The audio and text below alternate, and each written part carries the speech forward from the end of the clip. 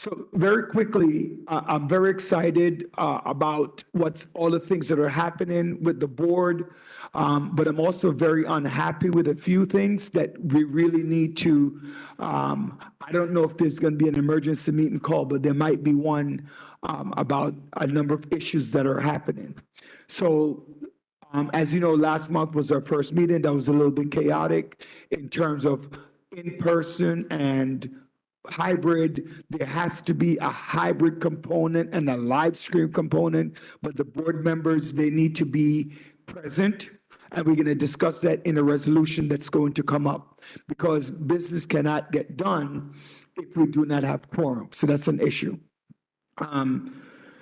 So far, there are a couple, I'm going to overlap a little bit, so I'm only going to say that that person, that chair is going to be dealing with it, or that person is going to deal with it. So far, we are working very diligently to get an ADM.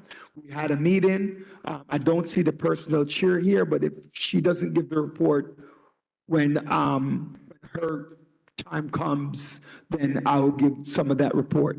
And also, we're looking at hiring a temp in the office. That's Ms. Frazier would talk about that. Also the office move. Now, the executive body, there's something about the office move that I need to bring out loud. The executive body voted at the last meeting to revisit the office space. At this moment, this juncture, it might not be feasible, but to revisit the office space. One, because of the location, the spacing, the other issues that we're having with the lease that they were looking at. I don't know how far that's going to be. I have sent out a couple of emails and I did not get a response back. Yes, I'm waiting on that. This month is Domestic Violence Awareness Month and Breast Cancer Awareness. Personally, just a point of personal privilege, that 10 years ago, Friday passed, I lost my sister to breast cancer. So this month is very, very important to me. As a matter of fact, the shirt that I'm wearing relates back 10 years in recognition of her and her passing. So I want to thank Dr. Goldberg for sending out that message in recognition of that, and all those who got the message and were able to wear pink. If you didn't get the message, next month we'll have something else. I see you, Ms. Duncan. I see you. I see you. All right. I did talk about the staffing issue. It's a major issue. So one of the things that we really would like is that if you are able to volunteer some time in the office. Right now, it's only Ms. Frazier in the office. Okay. And so I've spent some time in the office, although this month was a little bit hectic for me. But if you're able to spend this is some of the issues why I say that we might have to have an emergency meeting. The office is, we're, as my parents would say, we're in mixed company, okay? But the office right now is, we need some assistance there. So if you're able to volunteer your time, an hour, 2 hours to assist, we would love that. I have a computer in there, so you don't have to worry about ability to do work or anything like that. One of the issues of going around the community is that constant reminder that people don't know what the community board is. So the first vice, myself, and some of the executive member, we have talked about visiting places. So every person in the room, a community board member, I'm inviting you to, one, give us a location of a church or a community, a place where somebody can go to and bring news of the community board. And that's anytime, any event. As a matter of fact, on Sunday, I will be going to, where am I going, Ms. Frazier? City International Pentecostal, City International on Church Avenue, and 92nd Street. So I'm asking other people, your churches, whatever the case is, please have us come out and introduce people to the board. I did mention ITT. Ms. Thomas would bring that up in her report, but we're looking at emails, and that should be done just soon. And we're looking at Microsoft 365, which Ms. JL will be working on, but she's not going to give a report on that yet, but we'll be working on that. And so the last concept is just us getting to forum quorum every month. Please note, oh, before I get to that, we might be losing 2 more board members. Okay, we might be losing 2 more board members. One is, so far, we've lost 2 board members, and we might be losing 2 more. So that means quorum is going to be even more important to reach, because we're already down 4 people. So now we're going to only have 42 people on the board. That means that we will need about 22 people to be in the meeting to ensure that we have quorum. So that's very important that everybody knows that every 3rd Wednesday, we will be meeting, and we're going to be meeting here as for the foreseeable future unless something were to happen. And also reminding committee board members that you have to be on a committee. You actually have to attend, because part of your responsibility is to attend committee meetings. So you can be removed from the board if you do not attend committee meetings, just like the community board meetings. So please be aware of that. Also, we will be needing a new sanitation chair. So I'm putting it out there. If anybody is interested in being the sanitation chair, we will need one. Unfortunately, our sanitation chair, I'm not sure if he had found somebody else, but if you are interested in being a chair, please do let me know. Sanitation and DEP, we will need one of those. Okay, that completes my report. Are there any questions arising from my report? Oh, so there are 3 cameras, one facing the audience and one on the podium. Last time we had the major issues. We have 4 mics set up, so you can go to the closest mic to speak. Just turn it on. The button is at the top right here. Just turn it on, speak, turn it off when you're done to conserve battery. Okay? Thank you, Ms. Frazier, Ms. Grandison, Ms. Thomas, for coming out for the meeting to ensure that we have this opportunity. So with that, bring up Ms. Frazier for the district manager. Oh, sorry. Timer. There's a timer going off. Please note, when you're speaking, please be cognizant of time. Okay? Thank you. Ms. Frazier. Thank you, Mr. Chairperson. In the interest of time, I'm going to be very, very brief. We continue to prepare for the relocation of the board's office. A little louder. As the chairperson just stated in his report, we're in the process of hiring a part-time and a full-time staff. I just received the approval, by the way, this evening from OMB, so I'm moving forward with that process in terms of the temp. And the committee continues to review the resumes submitted to the board. Tonight, we're scheduled to vote on our capital and expense budget and our needs statement. I placed a few blank forms on the table in the back. Please complete and submit tonight before you leave the meeting. All submissions must be done today. And for those of you who could hear us virtually, please send me your email and I will forward the form to you. Place your email in the chat and I will forward the form. Please complete and return before 9 a.m. tomorrow morning. Mr. Daly mentioned as personal privilege Breast Cancer Awareness Month. I also lost a sister to breast cancer, and my older sister just had a double mastectomy a few months ago. It's a cause very, very close to my heart. I participated in a march in the community last month, and the beginning of this month, and I was encouraged. It touched me. I reached out to the chairperson of the Parks and Beautification chair, and I asked her if we could join with that group, that Brown Girl Empowerment, that had the march, sponsored a march in the community. And I believe that CB17 could start their own breast cancer march during the month of October. So it's something that we're talking about, and hopefully we could bring on our elected officials and others to have a breast cancer march in the district every October month. I'm also pleased that Dr. Galbraith, Chair of the Hospitality Committee, he asked us to wear something pink. And of course, I was prepared in honor of Breast Cancer Awareness Month. So thank you to the men who support. Men also suffer from breast cancer, and we're very thankful. So thank you all again for being here this evening. That ends my report. If you have any questions, I'll be more than happy to answer.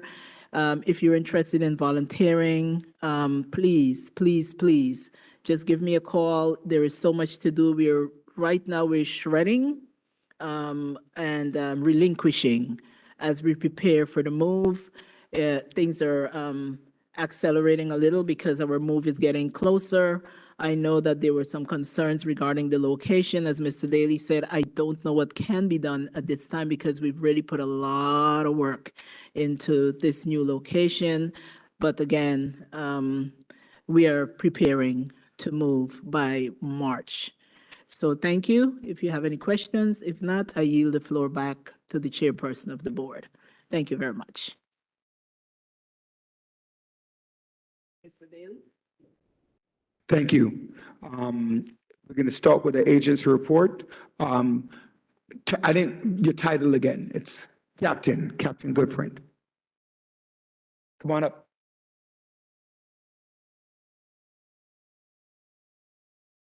Chair Berlot, can you bring me the agency sheet, please?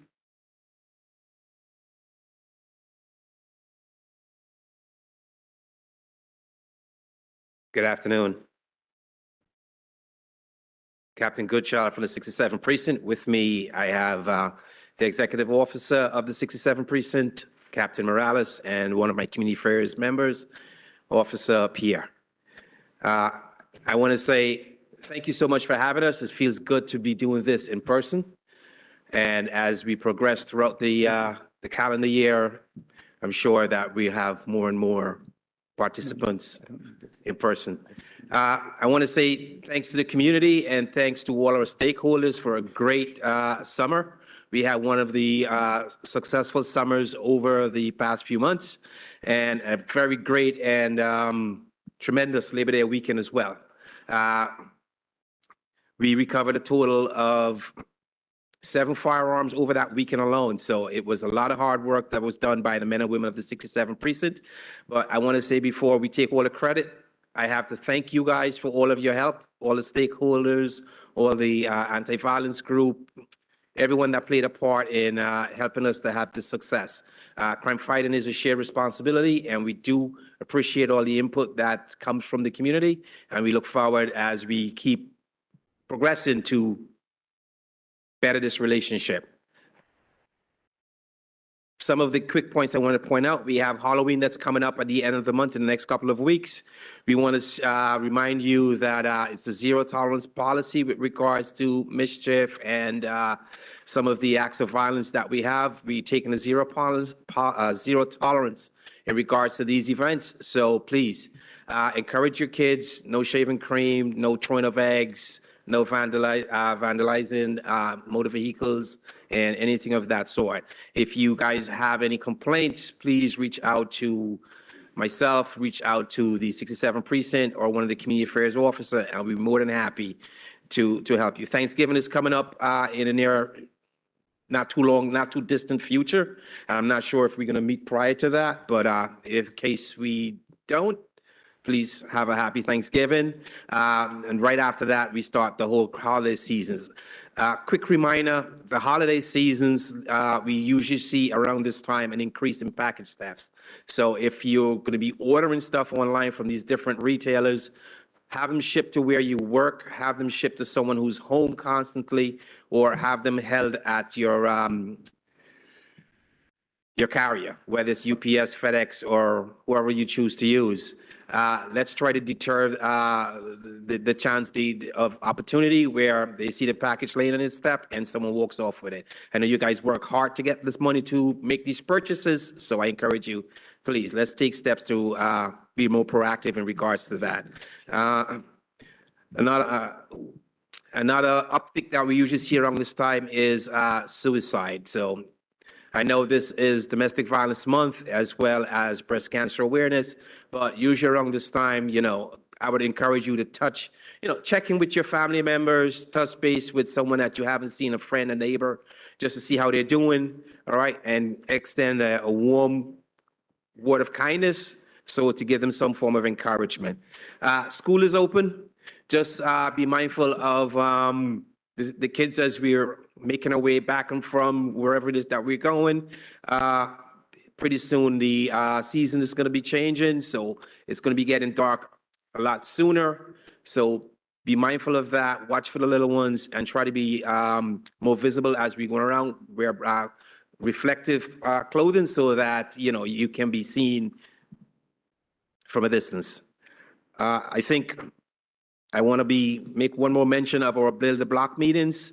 We have Build the Block meetings coming up in not too distant future. We have one scheduled on the 26th, another one on November 2nd, November 9th, December 14th, and then December 7th. I do encourage you guys to participate in these meetings in addition to our regular precinct community council meeting, the CB board general meeting, the community, the Build a Block meetings that the officers hold is very, very, very important for you to get your voice heard so that we can get your concerns and address it. Just to if I can share this with you, Mr. Chair, I'm almost done. But I know that you guys have a lot of complaints regard to Harry Mays Park with abandoned vehicles. I want to let you know that in the past 30 days, we've removed about 25 vehicles from that location. We've also taken about 19 dirt bikes and ATVs from off the streets as well. So we are listening to you. We are working to get you those cherished, well-deserved parking spaces. So we'll continue our efforts, and please continue to support us. Thank you so much. Question. Any questions? Yes, so I do have one as related to the parking on Utica Avenue between Avenue D and Clarendon. There's some issues with again, with the same thing, with the abandoned park, and somebody sent me, let me see, go back, one more, East 37th Street. Hold on, I'm sorry. I have to check my text message because it was sent to me in the text. Abandoned cars at East 37th between Foster and Avenue D. We're definitely going to be taking that under consideration with the next cleanup efforts. But with regards, we cleaned up around East 56 and Avenue D, which is Harry Mays Park, which I speak about, East 45 in Farragut, East 57 and Avenue D. So we are getting around, but we can't get to everyone at the same time. So just bear with us as we continue addressing these concerns. So the next one will be, you said Utica Avenue D to Clarendon? Yes. No problem. East 37th, Foster and D. Foster to D. But you got to turn the mic on. You're right there with your fingers, up top. Right there, down, right there, up. There you go. Okay, Teresa Brereton. The same situation on Clarkson Avenue, several abandoned vehicles, and it's just a mess. Clarkson, where to where? Clarkson, the whole stretch from Utica going towards Kings County, Albany and beyond. Utica to Albany? Yeah, Albany, Okay. correct. That's across from Kings From Utica County? Avenue, Yes, not a problem. Yeah. Make a note of that as well. and also in between those streets, in the 40s, there are also abandoned vehicles in between those. For example, Clarkson and Lennox, same situation. Thank you so much.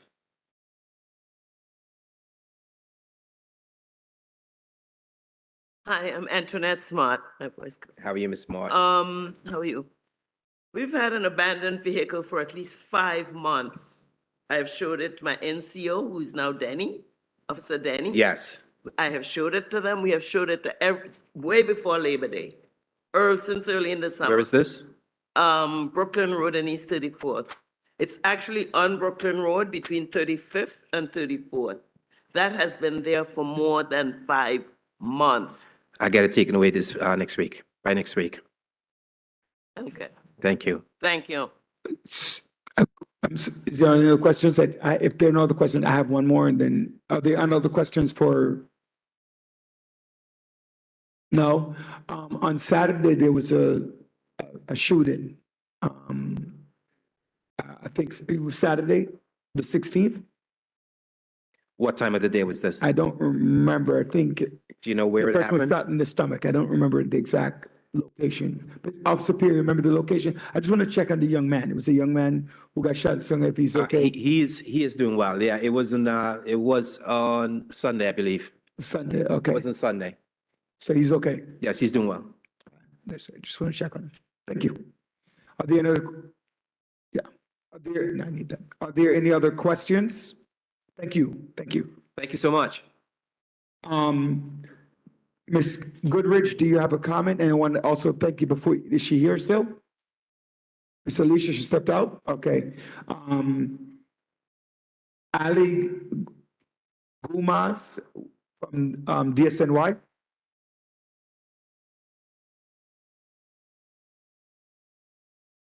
Huh? These are politician. All of Question from Senator Myrick's office, Just Mr. one of those. I got it.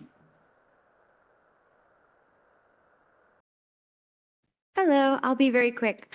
My name is Ali Gumas. I work at the Department of Sanitation, specifically on the composting programs. I'm here bearing free leaf bags and to announce the new dates for fall leaf collection this season.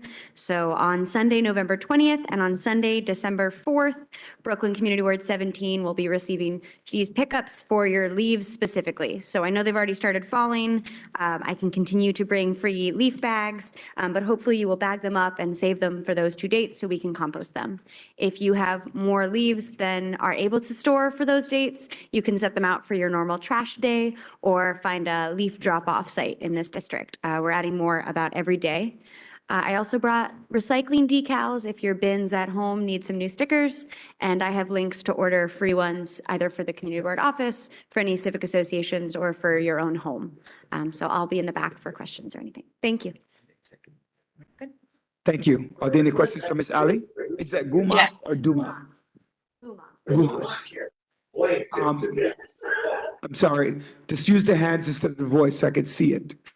Yes, Chair Grandison. Chair James. I will do that, but I can't see from back, so thank you for pointing that out. Ms. Edwards, Portia, was your question for the precinct?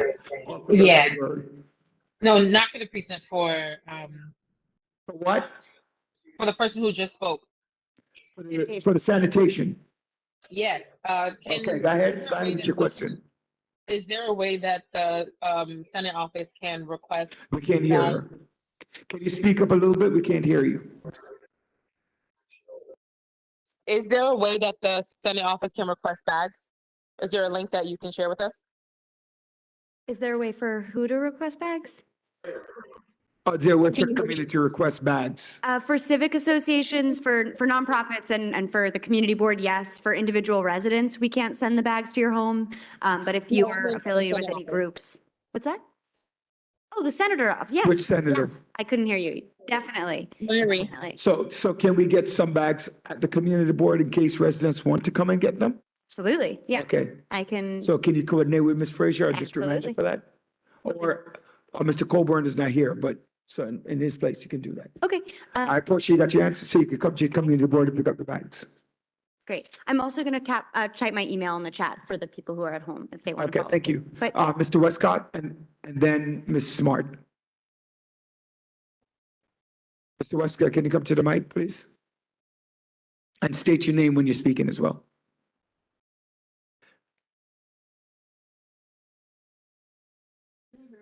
Good evening. Right there, wait, right there. Just push it up. Good evening. My name is Kendrick Westcott. I'm the representative of, I'm the liaison between community board and the post office. In regards of our sanitation, speaking about leaves, are you also in charge of the garbage in Brooklyn? I mean, especially in our area? on Avenue D, I mean, it's a mess over there. I was Northern on Newport Avenue, and it seems like I was in the third world country. I mean, it's a mess over there. I would appreciate if something could be done because our area, I don't know, everybody complain about Board 17. That's my report. That's my question. Okay. Thank you. Yeah, so the Department of Sanitation is responsible for residential waste, for waste from institutions like schools, nonprofits, other city agencies. So in some ways, yes, what we're not responsible for is business waste. That being said, we've been seeing time and time again, especially since the pandemic, that a lot of the businesses their waste is blowing halfway down the block, in which case we are cleaning that up. So the most effective way to draw attention to it is through a 311 complaint, like the day of, take a photo, send it in. It's not what I specifically work on, but the photos really help us act quick. We know exactly where to go and send the street sweeper and send men with brooms to get it cleaned up quickly. So it's definitely something we can do. We just need the formal complaint to get it started. Thank you. I'll repeat it too. Disseminating any of those brown composting bins to this district. So the question was about the brown bin program, the curbside composting program. We just started in Queens. All of Queens received those bins and started service about 2 weeks ago. We don't have any current plans for Brooklyn, but there are a few bills in the city council right now that would be mandatory citywide. It's definitely what I want to see, so I hope I come bearing good news with the next few months about that, but not currently. Thank you. Thank you. Thank you, Ms. Gumas. Thank you. All set? All right. I didn't see any other agencies I did see the mayor's office. Who's speaking? Pastor Monroe's or Malcolm McDowell? Which one? Okay, Pastor Monroe's.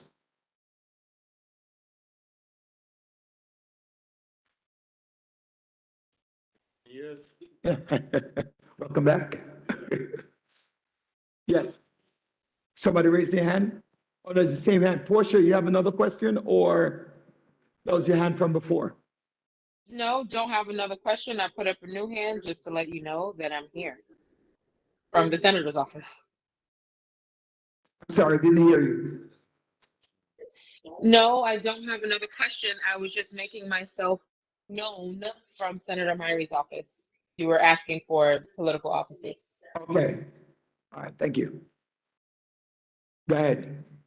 Good evening to everyone. Oh, you don't respond in this meeting? I had the same issue. Don't worry about it. I don't feel bad anymore. Yeah. Good evening. This is my community board. I served on this community board for about maybe close to 10 years. I was on the education committee, and then when I worked for the board president, I got off the board. And then I was looking for the video. We marched around this building to save Downstate from closing. I don't know if you all remember that. But a group of pastors was marching, and we fasted 3 days and 3 nights in front right here on Lenox Boulevard, or Lenox Road. So, well, it's good to be back. Haven't been here in a long time. Since when you became the chair? Since you made me the chair. July 1st. July 1st? Yes. Okay, good. So, well, good evening. I serve, my church is 2 blocks away from here on East 37th Street. We've been in the community since 1929, and I've had the fine pleasure of leading that congregation for the past 17 years. I serve as the founding president of the God Squad, the 6th-7th Precinct Clergy Council, and now I'm on to the mayor's office as his faith advisor and running the Office of Faith-Based and Community Partnerships. So, in terms of just help and just some quick updates, of course, what will be helpful for us is that, as you know, big on the topic is the migrants coming into communities. And we have been talking to faith leaders. We want to call today with Pastor Galbraith and about 180 other faith leaders from New York City, working with communities. So if in your community you have a shelter, you have a shelter that would need support, let us know. Good to see you, Ms. Fraser. Let us know so that we can pair houses of worship with shelters. So what we do in my task is to look at the city and pair the shelters with houses of worship that is close to that particular shelter. The service that we are providing is for the migrants and also for the unhoused and for those that are in the shelter. So we're not separating or deciding who we're going to support. We're going to be supporting every single individual. However, we do have some 100% migrant shelters, specifically that was set up to receive the influx of migrants that's coming into our city. We have about 18,000 now who are here in all of our 5 boroughs. And so we're doing a very task, a huge task trying to make sure that we find communities for each individual. So adopt a shelter is very simple. If you have a house of worship, whatever tradition you are, you let us know. We'll provide some resources to you. And we want you to support the shelter. We're going to pair you up with the shelter, give you the contact person of the person who's running the shelter, the individuals who's running the shelter, and that your house of worship is going to be tied into that shelter so that you can provide community as well. Not only clothes and supplies, but community, so that people can be integrated within our communities. The bulk of the Black community, the brown community, of course, is the bulk of the people who takes the shelters. And so we have to be mindful of that too as well. Very important, of course, gun violence is something that I spent the last 12 years dealing with exclusively before going over to the mayor's office in Flatbush, especially. And what we are seeing, of course, is that with great clergy support, great clergy coordinated support, along with Cure Violence, but along with community members, we are seeing that we can really reduce violence and live without violence in our communities. And so that we do have some situations where we have violence in our communities, in the Community Board 17 in East Flatbush, but at the same time, the years that we had violence that was just going up, across the roof, I think that those days are behind us, and we're looking forward for a brighter tomorrow in terms of that collaboration and moving forward. And so we're going to invest again in Cure Violence. We're going to invest in community programs. If you're a faith-based community, one of the things that we did is that with the Commission of DYCD is that we did a survey for faith leaders to be able to match you up with resources that is existing with community space, but also to help you with larger organizations who already have grants to give you or to sub-grant faith leaders, groups who are doing the work within communities. So we have that plan working. And then again, my job is just to help faith leaders navigate the complexities of government. And so hopefully all of us who are in this particular community, we have a strong faith community in Flatbush. This is where I've been pastoring for the past 17 years. And I know for sure that we can do great work among one another. So thank you all so much, and it's good to be home. Thank you. So one of the questions that I get asked is about, I understand this is a big, tremendous effort for the migrants, but we also have a number of undocumented individuals within our communities who are going through the same struggles. Does the mayor's office plan to do anything in terms of housing or the likes for those individuals within our own community who are struggling even sometimes greater than the migrants? Yeah, so of course, I'm an immigrant myself. Started off, again, moving to New York City, understanding exactly the dynamics of what we go through. So everyone has a right to be housed in New York City, right? That is what we do. There is no one as a right to shelter city or a sanctuary city. Everyone who meets on a hard time and don't have a place to stay will be placed in a shelter. Now, the difference between the asylum seekers and just regular immigrants who are undocumented, who came here either through, by airplane for the most part from the Caribbean or from Africa, you overstay on your visa, you are now out of status. That's a different from a asylum seeker. An asylum seeker has a paper that is stamped by the federal government at the border in Texas that states that they have the right to be in America, they're fleeing persecution, and therefore they need to see a judge, and then they go to get the work permit. So we shelter everyone, but just so you know that a migrant who is coming as an asylum seeker is in a different category for someone who have overstayed on their visa. So the answer is no.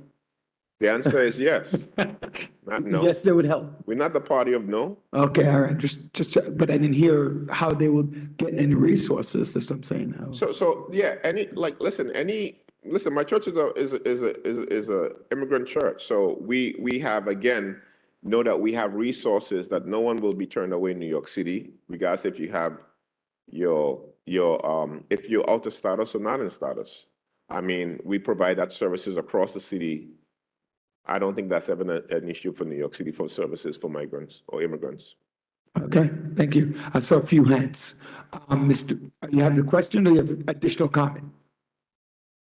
Do you have additional comment or a question? So can we wait for the questions? Mr. Lewis?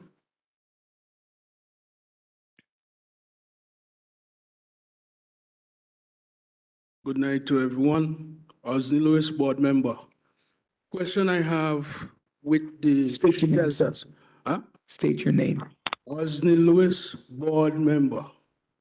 The question I have with the shelters, in the last housing meeting, committee meeting that we had, there has been an issue with the shelters in terms of how they treat the folks in terms of just letting them out during the day and the shelters at night. Now, with this influx of immigrants, and remember, it's not just those who are coming from Texas. There's possibly about 100,000 Ukrainians that will come to New York City. New York City has the largest Ukrainian population in the United States. We haven't discussed those either.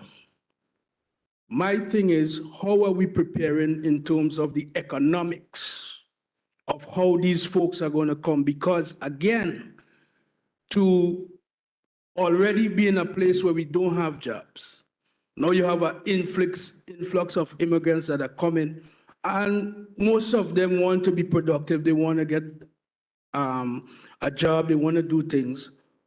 How is that balance?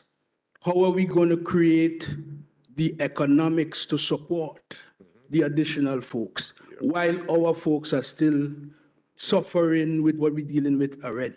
Yeah, thank you for that. And he lives on my block, so that is the argument that Americans make for immigrants too as well, that we're coming to take jobs. And yet still, in all of the immigrant jobs that we have, whether it's babysitting, working, all of the jobs of people who were making the city work and function during COVID-19, Americans or those who were born in America or that particular class of individuals won't run in to say, I'm going to fill those jobs. So we can't now, as immigrants, say that migrants are coming to take the jobs that we have, because what that sounds like is that we have this class of saying we have these particular jobs, and then these individuals are coming to take our jobs. Again, the asylum seekers. The reason that coming from Venezuela is difficult for New York City is because we don't have a Venezuelan community in New York. If they were coming from Santo Domingo, if they were coming from Jamaica, the Caribbean, you stay with someone for a year or two. If you're coming from the Ukraine, there's a big Ukrainian population. They absorb most of the people who are coming in. Again, do you know of Little's Venezuela in New York? Is there a Little's Venezuela street? No. So what we're doing is that, and that's the beauty about what Governor Abbott is doing, is that he's sending them away from the base to create the type of havoc that we have in this discussion now about the fact that, well, we only have this amount. New York City is a land of opportunities, and there is no shortage of job opportunities for anyone. I think that what we don't want to do, we don't want to say, well, they're coming to take our jobs, right? There are jobs that's available. And I think that what they are going to be receiving from us is the resources that is necessary to work. And then the other thing too is that New York City, it's a federal issue in terms of when they get to work and the paperwork that they have, it's not a city issue. We are bounded by the law of the federal government that states that any asylum seeker, again, have the right to go see a judge. And if they win the case, they are on the process of becoming a green card holder. Thank you. I'm trying to work with time. Yeah. So is your contact information to anybody who want to reach out to your office? Or would that come from Mr. McDonald? I mean, I know people don't write numbers after 7 p.m., but I'm going to give it to you just in case. 718-755-3418. That's my cell. 718-755-3418. And you could always connect with us. Oh, I can put it in the chat. Okay, thank you so much, Mr. Davis. Mr. McDonald? Yeah, I did have I'm sorry, the MC, is this an initial? You had a question? Yes, this is, good evening, everyone. I did want to ask him a question, but You're muted, Ms. Cook. I would like him to put his name and phone number and email address in the chat. I would send my information to him directly. Thank you. Oh, okay. Mr. McDonald. You have 2 minutes. Right there, you can go right. Well, they're kind of busy. You could go ahead. Just take the mic off and just turn it. Put the mic off the stand. And turn it, and thank you. By the way, and for everybody who doesn't know, this is the great Mr. McDonald, used to be the bar president's office, now with the mayor's office. Right. I'm gonna be as simple and short as I can. Good evening, everyone. First of all, I just want to thank everyone for letting me be here. My name is Malcolm McDaniel. I am the Director of Constituent Services for the Mayor's Office, Community Affairs Unit. And just to really answer some of the question that's almost like the elephant in the room. But people are not understanding that these resources didn't come from nowhere. They've always been here. What has happened is that people have gotten together from the mayor's office. A lot of elected officials, a lot of people got together and made this happen. Plain and simple. The resources are always here. Like right now, there's so many jobs that's available with the mayor's office right now. It's unbelievable. There's jobs everywhere. And there's resources everywhere. If you need resources, and if there's a service that you're not getting, you can always reach out to me. As far as people blaming others for coming in, the truth is that, the truth is that the jobs and the resources are here. If people remember me, before I came from the mayor's office, I used to run something called East Brooklyn Leader, which provided all the resources that was available in the 7 communities. The resources didn't go nowhere. The services are still here. It's just having the medium of getting y'all that information. But if you have any kind of issues that you need addressed, if you have a problem with your municipality or you need resources, you can always reach out to me. We're always available. And I give you my phone number. My direct office number is 212-676-3033. And my direct cell phone number is 347-942-1692. But I also want to mention that in this sector, this is North Brooklyn, part of, even though it's south, it's still North Brooklyn. Tony Herbert is the Brooklyn director, and he can be reached at 347-977-2300. And his email is aherbert@cityhall.nyc.gov. And again, just to make it clear, there is resources. We just have to connect and find a way how to let the people know how to reach them and let the process begin. Thank you, Mr. McDonald. All right, that's all. Yes, your hand is up. I didn't see your name. You didn't sign in on you have to sign in on there's a specific one that says agencies and elected officials. I didn't see that, but come forward. Yes.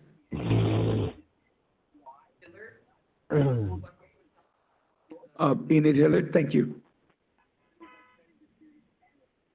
So Ms. Hillard, you're next after the Brooklyn Public Library. Thank you for that. Ms. McElveen.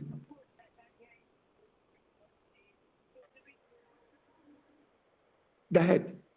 Good evening, everyone. My name is Yolande Edwards, and I'm here to represent the rugby branch of the Brooklyn Public Library.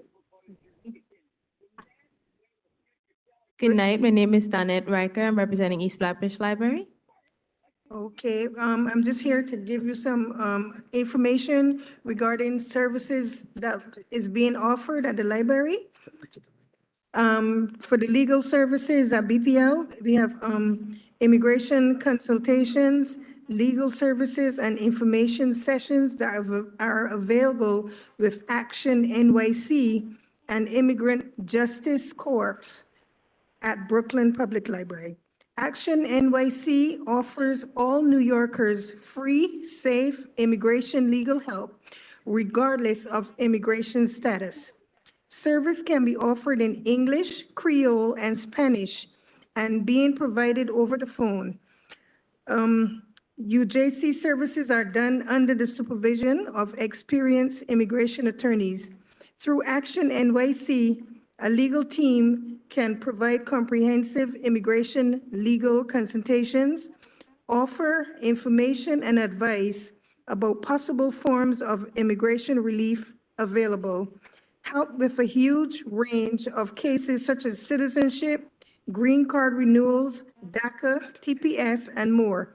To schedule consultation, contact us at 718-230-2007 or Immigrant Services at bklynlibrary.org. Thanks, Shalon. And I just wanted to highlight a couple of other services too. As some may be aware already that BPL is also has a vinyl collection. And these vinyl records, they could be borrowed for actually, the service has been going on for about 2 months now. We've circulated 255 records in August and about 200 in September. And some of the things that we have in the collection consists of Abbey Road by the Beatles, and I Learned the Hard Way by Sharon Jones and the Dap Kings. Teen and adult card holders can check out up to 3 records at a time period for up to 3 weeks. And also records, they cannot be placed on hold in advance, but you can visit our central library in person to borrow and return records. Another piece of information that we wanted to share with you guys is that, as many of us know, the legal cannabis industry is growing in New York. And leading the effort is Tremaine Wright, the New York State Cannabis Control Board Chair. And Mrs. Wright will join BPL in a partnership with the City Bar Justice Center's Neighborhood Entrepreneur Law Project. And it's presenting a small business cannabis presentation series to provide equitable access to information about starting a cannabis-related business in NYC. And you can attend one or all of these in-person events presented by volunteer lawyers to get information on resources and support to help start a small business in the cannabis industry. And for more information, feel free to call 718-968-7275. And also just a small little plug. Some of you guys might be aware that Brooklyn Public Library has a Techmobile, and on November, this is a Techmobile vehicle that has technology on board of it, and on November 19th and on November 18th and on November 19th, on those back-to-back dates, the Techmobile will be out next to one of our locations at the East Flatbush Library at the corner of Church Avenue and Rockaway Parkway from 12 to 3. And that's all we. I'm sorry, what's a Techmobile? What is that?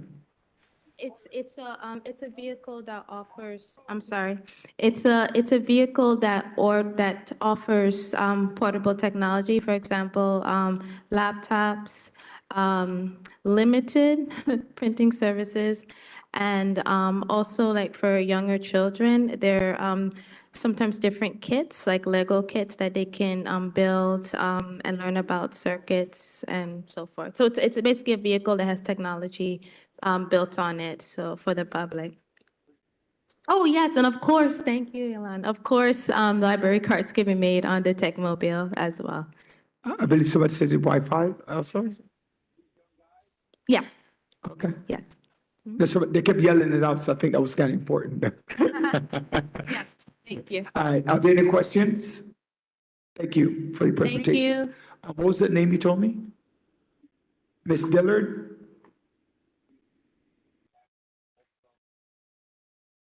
Ms. Dillard, you're up.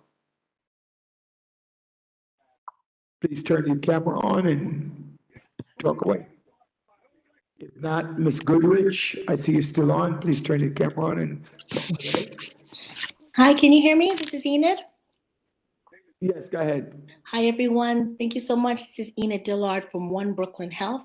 So glad to be here with everyone this evening. Just a few things we want to mention to the community and keep you up on is that we're observing breast cancer awareness with a special Dine and Learn tomorrow at Pierre Toussaint, one of our family healthcare centers, at 1110 Eastern Parkway from 5:30 to 7:30 p.m. We'll have some of our breast specialists there, as well as some of our nutritionists and breast cancer survivors sharing their stories about care and treatment. And also, we'll be holding a special arthritis seminar on October 27th at 6 p.m. It is a Zoom platform. I'll be leaving all the information in the chat, but you can contact us at our Marketing and Public Affairs office at 718-604-5062. Thank you for that. Are there any questions? Can I have, Ms. Edwards, I know that in the legislative session, but says she's having a little bit of a computer issue.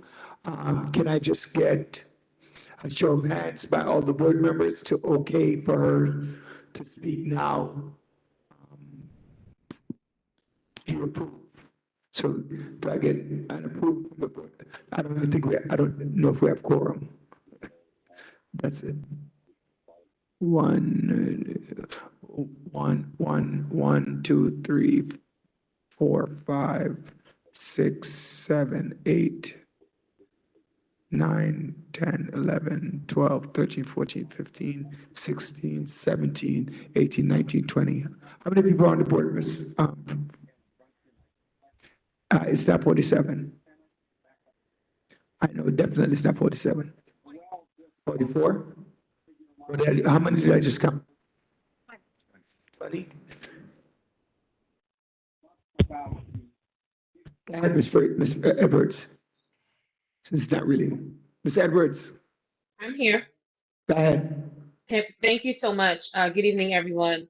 My name is Portia Edwards. I'm the District Director for State Senator Zelda Murray.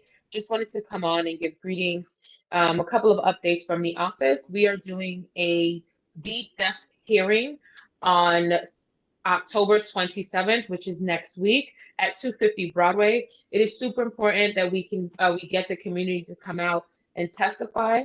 I will put all the information for testimonials in the chat so that you guys can see it. But we are doing a deep depth hearing. A deep depth has been plaguing Black and Brown communities for a very long time now. And so we just want to make sure that we can call our agencies, we can call our courts to a hearing to, really question and understand why this is happening and how we can bring this to an end.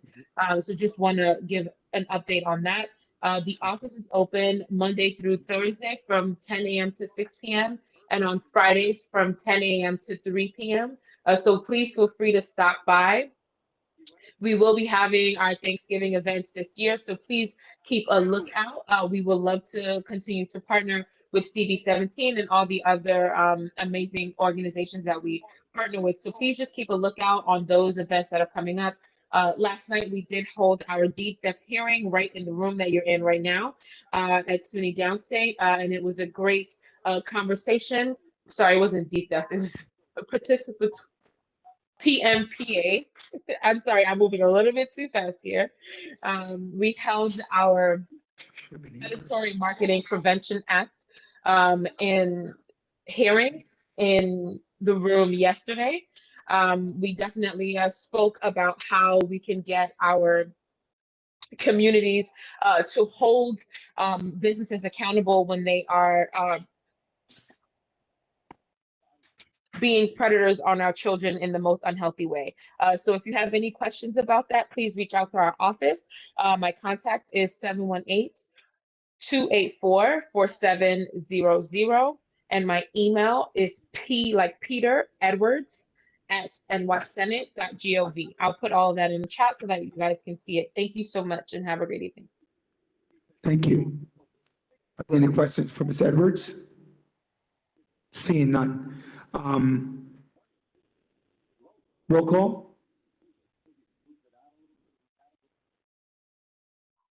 So before calling her in a little bit to recognize our city council member, Rita Joseph, who's with us. So I want to make sure I recognize her. And the education chair. Ms. Thomas. Okay. Kwame Afre, Antoine Berlot, Alexander Bakrdine Joan, Hassan Bakrdine, Barrington Barrett,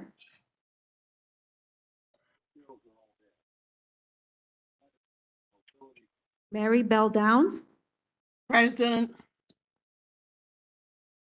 Where is she? I'm right here. Teresa Brereton, Hermina Brown, or Hermina Brown, Karen Charles DeFreitas, Karen Charles DeFreitas, Joseph Coburn, Joseph Coburn, Asher Cunningham, present. Roderick Daly, present. Vladimir Dorjli, I'm present.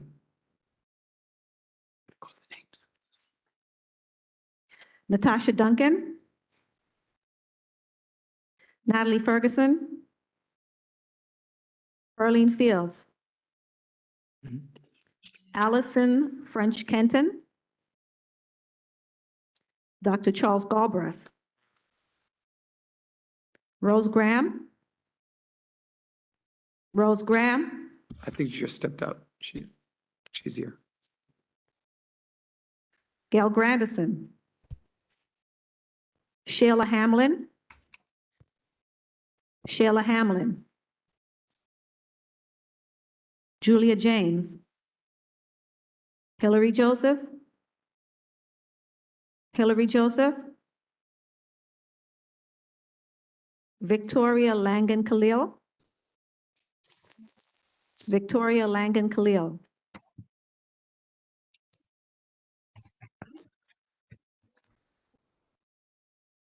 Osney Lewis, present.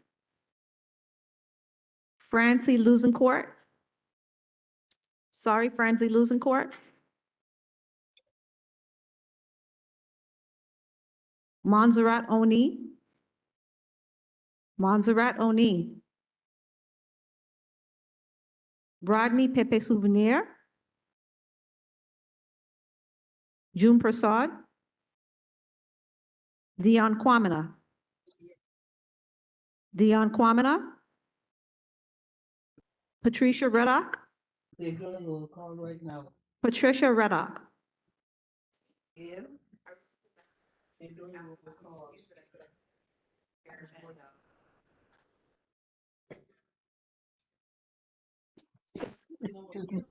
Dave Reed. Dave Reed.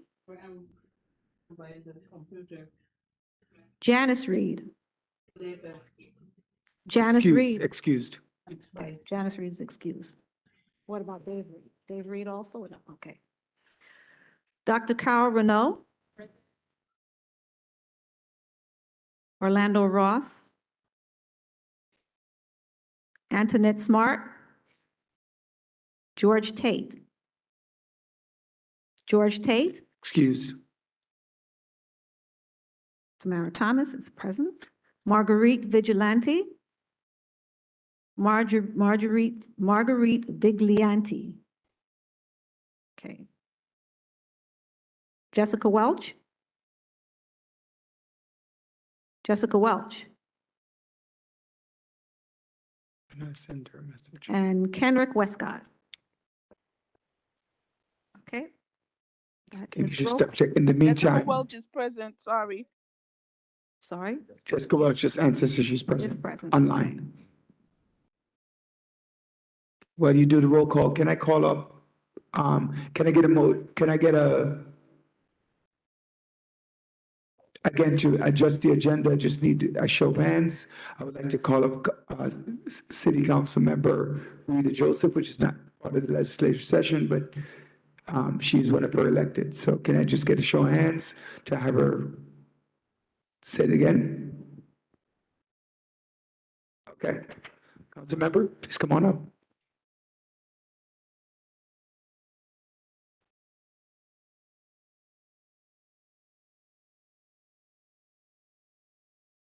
You're welcome.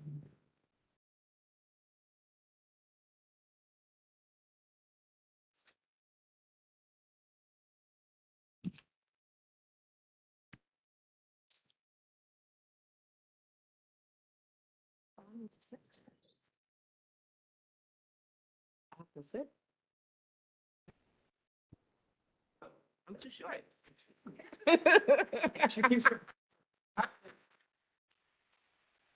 No, Secretary Thomas keeps running back and forth, so I'm just leaving her chair there, so she can sit there instead of standing. The first day I come in person, so now this is what happens. It's all right. Good evening, everyone. Good evening. Good to see everyone here tonight. My name is Councilmember Joseph, the Chair of Education. I just came from a hearing. I had a hearing on early childhood today. The need to save it, the need to expand the seats, and to make sure that we have early childhood for the kids in our districts, in our system, and pay the providers. They haven't been paid in a while. So that was what my rally was about today. Had a hearing for about 7 hours, so I'm a little exhausted, but I'm here nevertheless to make sure that in the last 10 months that we have been working really hard to make sure that we're getting the district clean. We restored, this council restored the sanitation budget, making sure that we have rat mitigation, trash pickup, because I had a bunch of new constituents that did not vote for me, but they were here. So they were not welcome. I had to let them know they were not welcome. So that's one of the things we were working on. Investment in, yes, in parks. One of the great things I want to talk about is I'll be doing Wingate Park all over. So I'm excited about that. Shirley Chisholm, the entrance on Parkside and Ocean will finally have the Shirley Chisholm Monument. So I'm excited about that. Uma Park will also get a makeover. And just investment. And my favorite community garden in the district never had irrigation. They had to carry water from the fire hydrant to the garden. This under my leadership, we were able to put water irrigation into the community garden that has the most beautiful willow tree, and it also feeds the community. Whatever they grow, they sell it to maintain the and composting. So we're here, public safety. I work hand in hand with Pastor Monroe's and making sure that we are investing money in our youth and young people to make sure that we keep it straight. It's not perfect, but it's a work in progress. So, redistricting question. Redistricting, if you have an opportunity, you can still submit testimony about your maps. I'm still submitting testimony. You can still submit testimonies at, I'm gonna tell you right now, because I came with it. About where the maps are. You can submit testimony at public testimony at redistricting.nyc.gov. Public testimony at redistricting.nyc.gov. And I'll also be having a CUNY citizenship event here, November 18 from 12 to 5. Get all immigration help, or if you also want to become a US citizen, you can come here as well. And we'll be here. Awesome. Thank you so much. Any questions for the council member?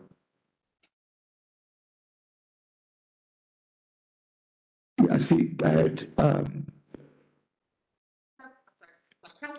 Member Backwardine. Yes. Good evening, everyone. Council member, quick question about the status of the Flatbush African Burial Ground, please. Thank Oh, you. wonderful. That was, thank you for that. One of the great things we were able to do with that, as you know, it was originally under HPD. We were able to move it into parks, and we also moved the money that was with it. It's not enough, so I'll be reaching out to every elected across the city with a cup to make sure that they contribute to this project, because it's not a only District 40 project. We're looking to memorialize the space of our ancestors are buried there. And so we're also looking to get the soil tested as well. So we're working with Pastor Hamlin as well, because as you may know, all of the documents are also there as to what was there, who was there, and all of those questions. So now we're gonna do an info session tomorrow night from 6:30 to 8:30. You can log on, I can share the information as to what we're doing, how we're moving forward. We're inviting experts. Rodney Leon is supposed to be part of the conversation, who is also the architect on the African Burial Ground. He's used to memorializing historical spaces, so his voice will be very important in this as well. So we're moving forward with it. Of course, with the voices of the stakeholders, not my voice, but is the voice of the community. I work for the people, so, and that's the way I'm moving. Will that mean be hybrid? No, it's gonna be all online. I'll share the information. Okay. Yeah, I will. And anyone who wants to visit my office is at 930 Flatbush Avenue, and the number is 718-287-8762. Thank you. Thank you.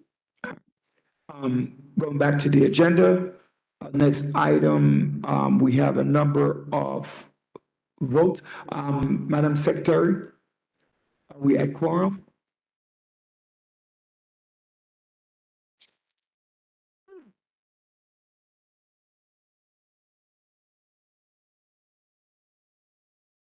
Oh, sorry. While we're doing that, there are three items, it was four, last month that one person is here. I see Mr. Agar here. However, we're not representing those three, 22? I had 23. No, I got two online. Yes, I have Ms. Downs online and Ms. Welch online. Yeah, no. Yeah, I'm saying I thought I counted 23. Can you just double check for me? Please, I could be wrong. I'm hoping to be right.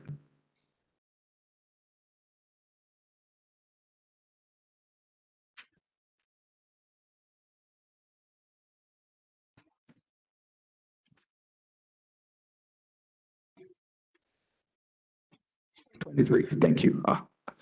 This one time I wanted to be right. Good. So, and how many people do you have on that roster? We're at 45? Okay, so we do have quorum. All right, perfect. Awesome. So there are three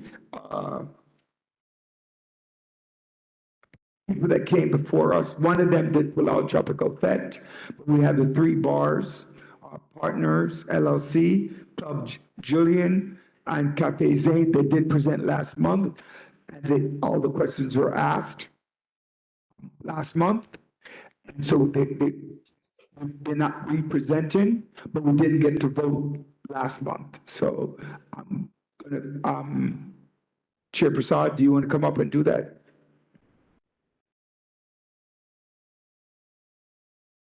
I'm sorry if you're not able to ask questions. But these three. You want the list or you have it? Chair Prasad, do you have it or do you want the list? You have it? Okay. So we're doing last month first. Yes.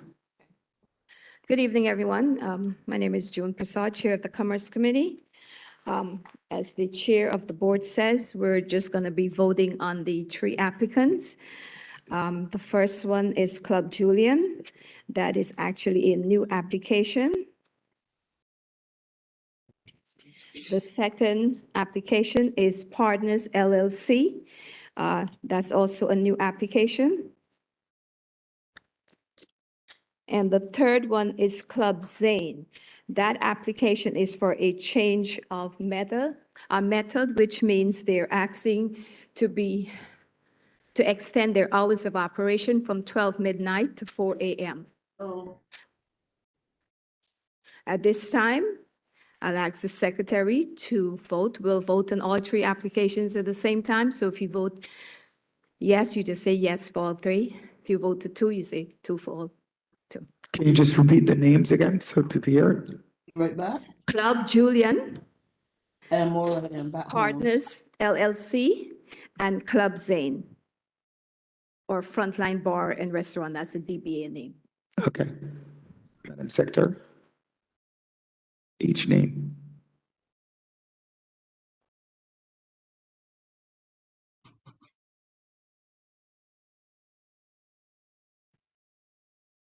Use your mic. Use your mic.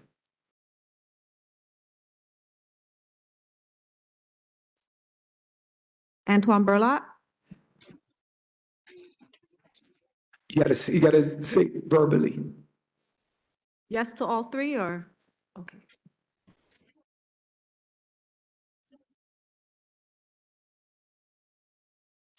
Joan Alexander Backerdine, And yes for Catherine Zane. Did you abstain on two? I just said abstain for partners and abstain for Club Julian. Gotcha. Hassan Backerdine,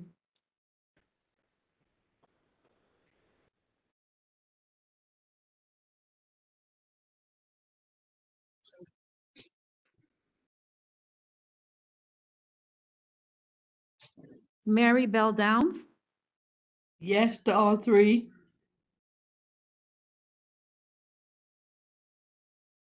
Teresa Brereton,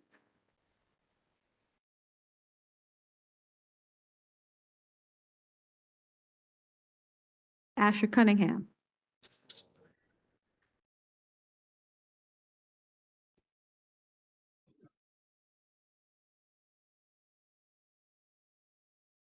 Natasha Duncan,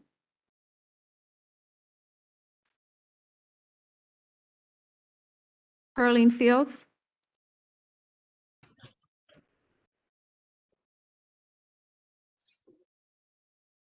Dr. Galbraith,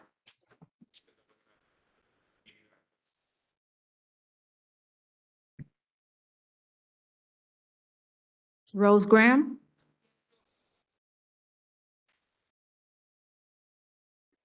Gail Grandison,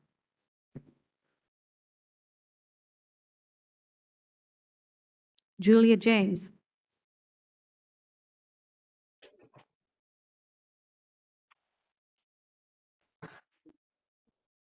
Osney Lewis,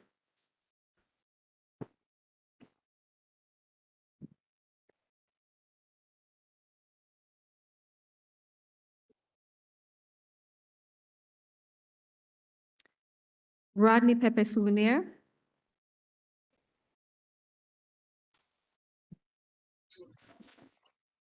June Prasad, Yes to Club Julian, cannot vote for Partners LLC, and yes for Club Zane.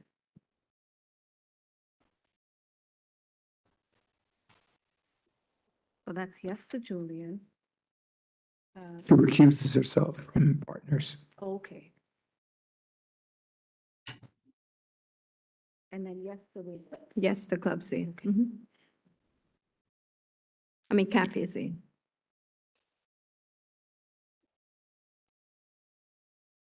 Dr. Renaud, No questions, correct? Correct. And are all extension from 12 to 4 a.m.? Correct. No, the other two applications are new applicants. This one is a change of method, meaning they're changing their method of operation. And you're welcome there. So yes to Club Julian and Partners LLC abstain for that extended time for Catherine Zane. No problem.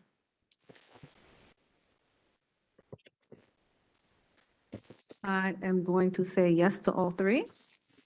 For Tamara Thomas, Jessica Welch?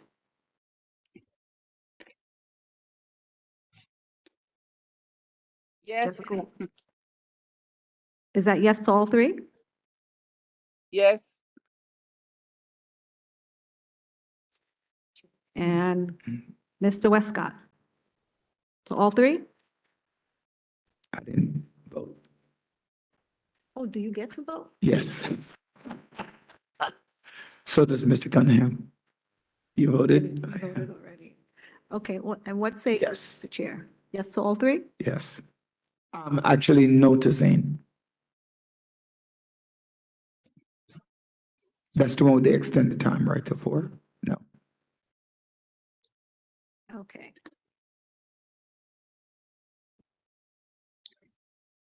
Ms. Smart, you had a question? Oh, I'm so sorry. We're in the same boat, Ms. Smart.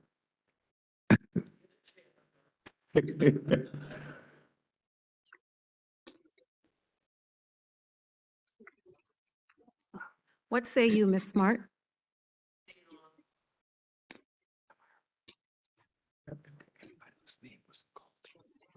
Oh, is there anyone whose name wasn't called that would like to? Yeah. Yes. Armenia Brown. Hold on, one at a time, please. Let's do inside the odd term first, and then we go. Allison French Kenton.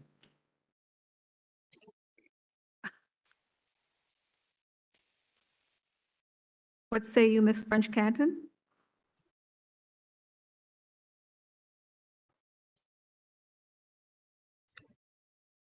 Okay, is there anyone else I missed? Ferguson.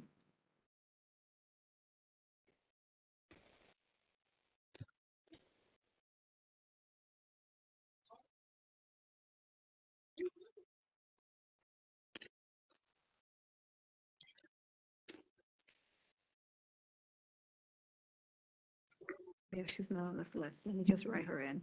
Not, not Lily Ferguson. What say you?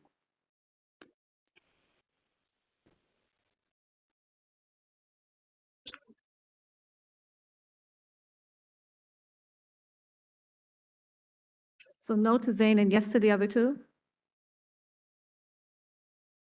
Okay. Did I miss anyone else? Online or somebody. Brown. Do I get a vote? Yeah. What was that name? Armenia Brown. Who? Oh, Ms. Brown. Oh, okay. Do I get a vote? Oh, I thought I have You her can. here as excused. Okay. What's your quorum? Okay, what say you, Ms. Brown? Yes for Tree.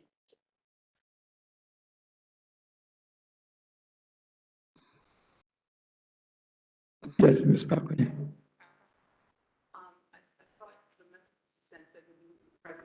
Yes, you have to be present. We have to be present to have quorum. You cannot, so. because You we have, I'll take it. So if you have an in-person quorum, then the people online can participate in the vote. But no one can vote if there's not an in-person quorum. And also, there's a resolution on the floor to adjust that as well. The default is that. Does that make sense? The default is if you have quorum person, the person online can count. That's the default.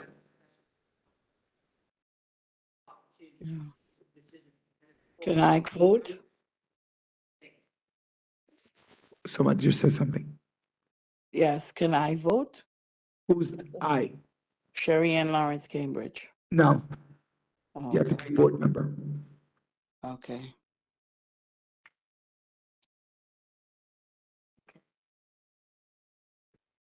Huh?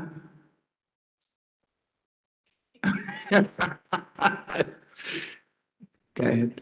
Okay, so I'm reading out I didn't hear you. count. At the end, yeah, if you have it, but she can go. Mr. Agard, can you step forward, please? Good evening again. We will now proceed to do October applications. We had 3 on the agenda. However, Mr. Chair, Blaze Seafood asked to be rescheduled to next month's meeting because he's unable Which to make one? this month's meeting. Blaze Seafood. So we'll process 2 applications, and Mr. Agard is representing both of those applicants.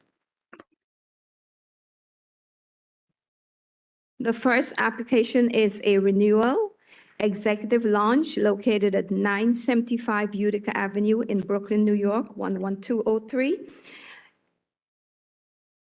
It's a full liquor license. They've been in business, I think, like 10 years.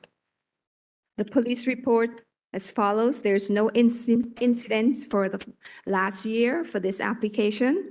I'll now open the floor to Mr. Agard to answer any, or to tell us a little bit about this establishment. Mr. Agard, proceed. She's on. Oh, it's on already. All right, good evening, everyone. My name is Patrick Agard, and I'm here to represent Mr. George Puyos, who's doing business with Executive Lounge at 957 Utica Avenue. He's been in business for 12 years, and as you heard, he's had no incidences there, and so we're just going through the standard procedure of just renewing the license.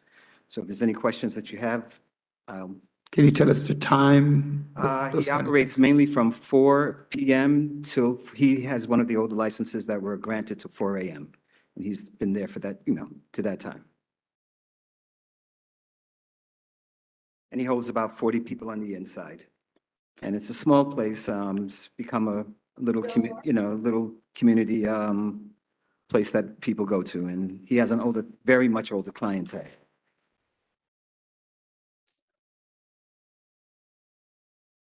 The floor is open for any more questions.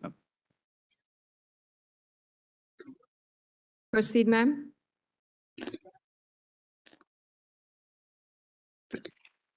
He's, I think it's Snyder. yeah, Snyder and, Tilden. Mhm. Okay. No, I don't.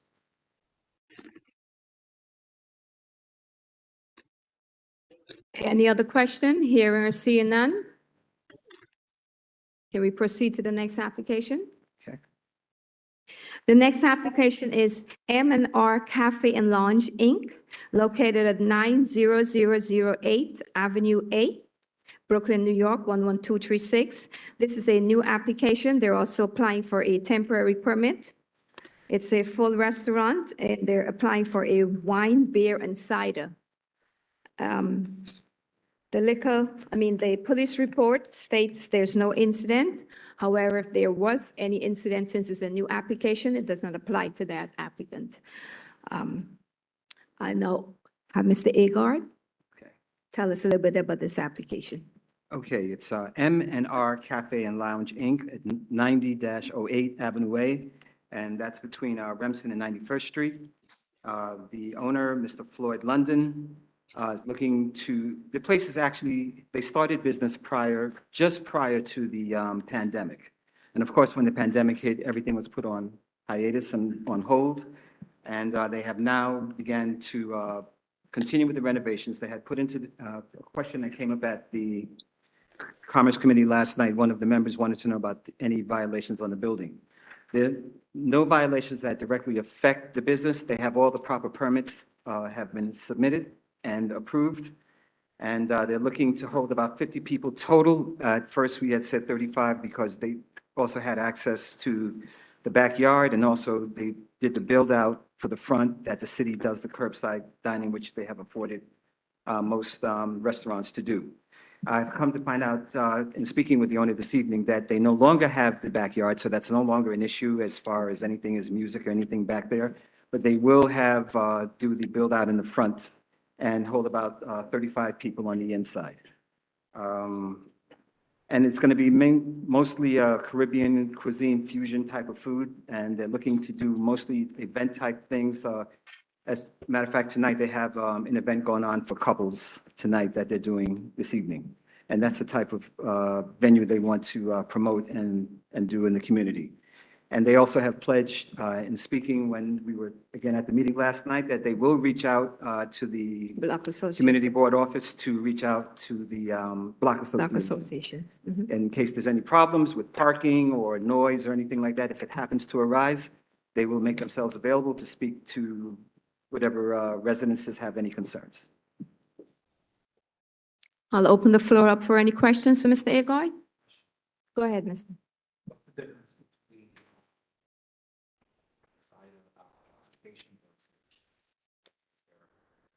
Yeah. Basically, what they call the full liquor license or the on-premise license, they can do everything. You know, the brown, the clear, the wines, the ciders, champagne, and all. The restaurant wine license is just just as it says, it's just wine, beer, and cider. That's it. There's no hard alcohol. There's no spirits. No spirits at all, yes. Oh, so the fee is different. That's, yeah, once we've brought this to you, that's what they have to go with. They can't change. And besides which, there's a church. They can't do a full liquor license there because they're within a proximity of a church. 2 churches. I'm sorry? 2 churches. Oh, I forgot we have people online too. Even so, they can get a beer and wine, even if they're next door to a church. And parking is already horrendous around there. So that's. I'm sorry, say that again. Can you also state your name for the record? Paulette Forbes. Is that person a board member? Diane, Dr. Forbes. How are you, Mr. Daly? I'm Yeah, well. parking Avenue A and Remsen right there where you have Bishop Harding and Pastor Williams, those 2 churches. Plus there's another church at the corner right there in Remsen and Avenue A going towards Church Avenue. It's just crazy over there when it comes to parking. So definitely there's going to be a lot of complaints, more than what is happening already.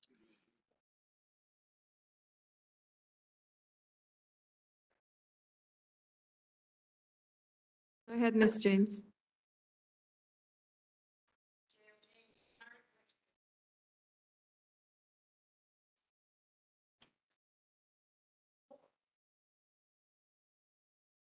Yeah, I think that's what one of the other, I think somebody had said 4. Yeah. But with that type of license, there's no restriction on that license as far as churches or schools.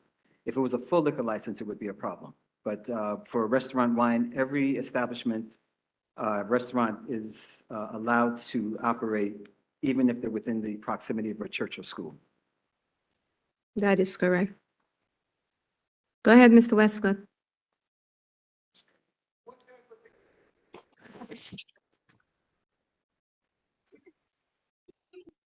Please come to the mic.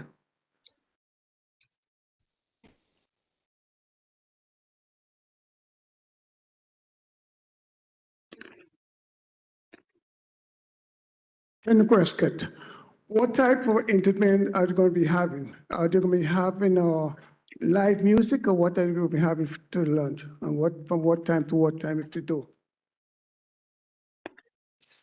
As far as entertainment, there is no promoters are going to be used.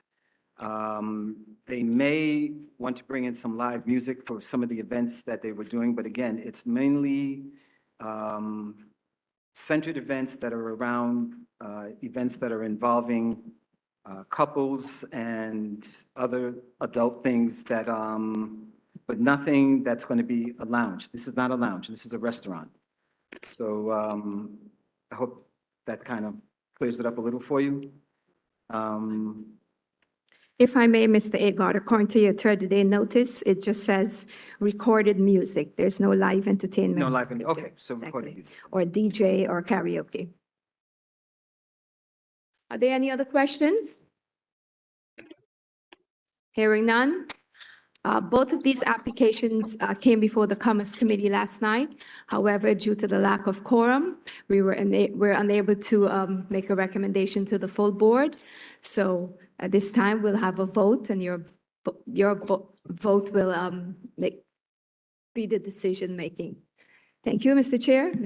Madam Secretary, you can do the roll call. Okay, thank you. Kwame Akre. How many referendums? Two. Yeah, just two. Antoine Burlap. The other way around.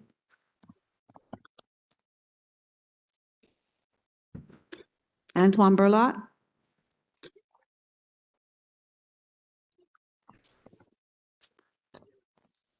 Joan Alexander Bakradine.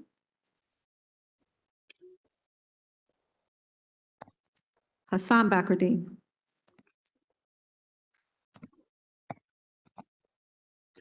Mary Bell Downs. Mary Bell Downs.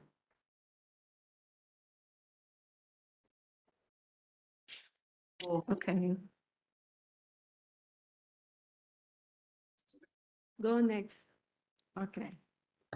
Teresa Brereton.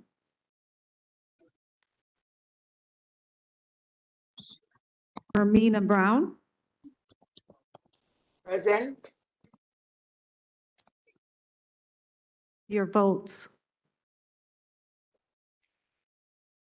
Oh. Yes. To both. Yes, I thought they said I couldn't vote. Yes, to both.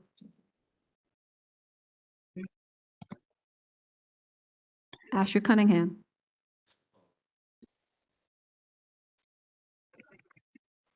Mr. Daly. Yes, to both.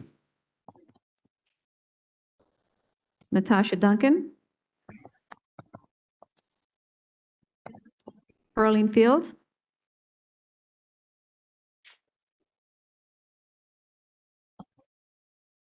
Allison French Kenton.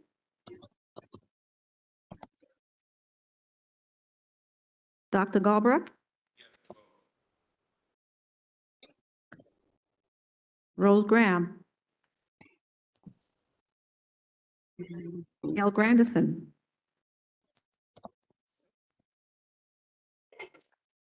Julia James.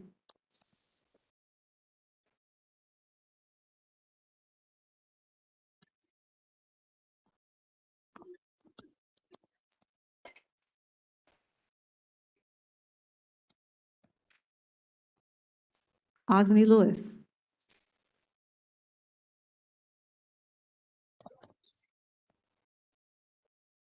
Rodney Pepe Souvenir.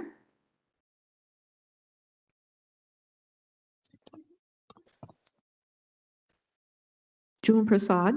Yes, to vote. Dr. Renault.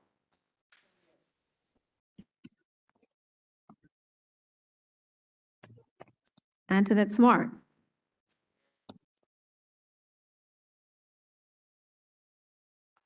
Tamara Thomas is going to abstain because I didn't hear a word of any of the discussion.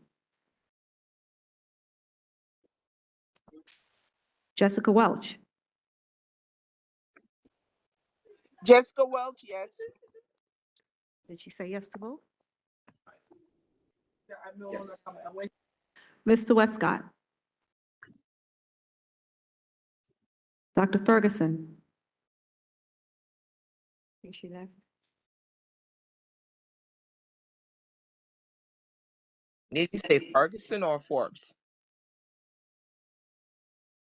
I didn't say that again? Did you- Ferguson. Ferguson. Okay. Dr. Ferguson. I think she just left. Okay, so not present for the vote. How do I? Is that the last name? That's the last name, yeah. Okay, thank you very much.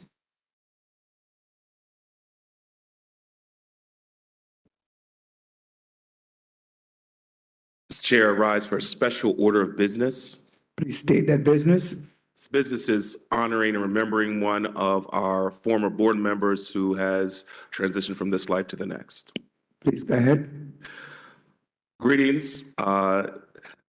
Charles Galbraith, and I serve as the chair of the Hospitality Committee. We want to take a moment of honoring and reflecting upon one of our board members who has transitioned, Donna Hubbard. I believe that. I don't want to rule it out of order, so Yes, sir. they need to be second. Thank you. Please proceed. I want to take a moment of acknowledgement and reflection. I believe that if he is on or not, he should be coming on soon. Marcus Hubbard, her brother, will also be on. We want to take a moment, if I could, Mr. Chair, to yield to Ms. Brenda Brett Peters, who worked closely with her on the board, to say a few words of reflection. Granted.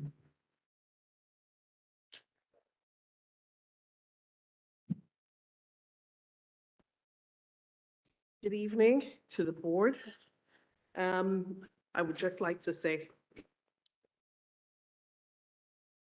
I'm just saying to come around, so just put your back is that facing the audience. If you do that, mic, everybody can see you.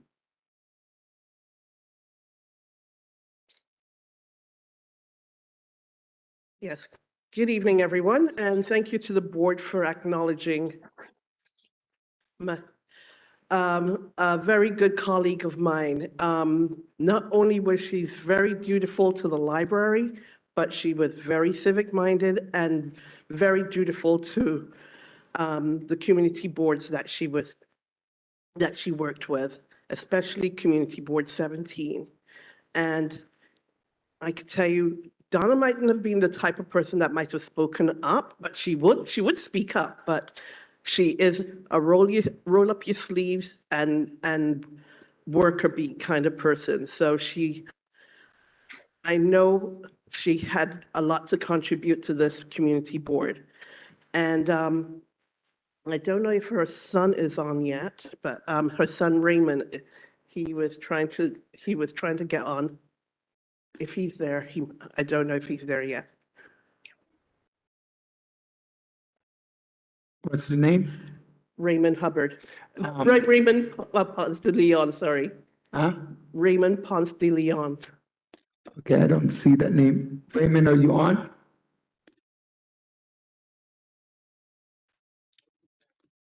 But anyway, on behalf of Brooklyn Public Library, the family of Donna Hubbard, I would like to just say thank you for acknowledging her for her time here on the community board. Thank you. Are there any other comments? Are there any other comments? Yes, I rise with the comment, sir. Go ahead. To her son, as well as to her brother, to those family members who are connected, Community Board 17 offers our condolence and sincere sympathy during this time and season. Please note the certificate of appreciation from Community Board 17, certificate of appreciation to Donna Louise Hubbard for the continuous dedication and support through the years to the community and Community Board 17. Roderick Daly, Chairperson, Community Board 17, Sharif Frazier, District Manager, Community Board 17. Thank you.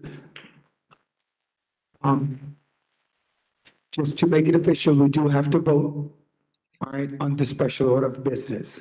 I'm going to take a verbal vote on this. So all in favor of recognizing our former board member Donna Hubbard with a certification and a moment of silence acknowledgement, please say aye. All opposed? All abstain. Please rise for that moment of silence.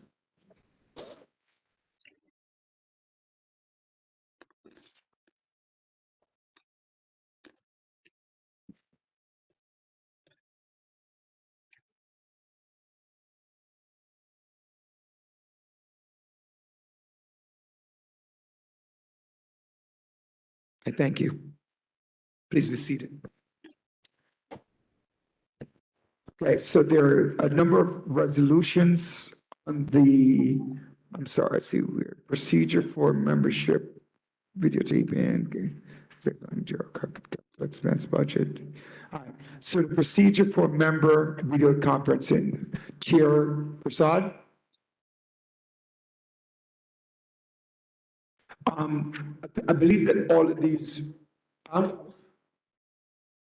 so let's move on to the two amendments to the bylaws that are on the floor. One is to combine the Education Committee with the Youth Committee and the Parks and Beautification Committee. So I believe Ms. Bella Antoine will be doing Youth and Education. Please step forward.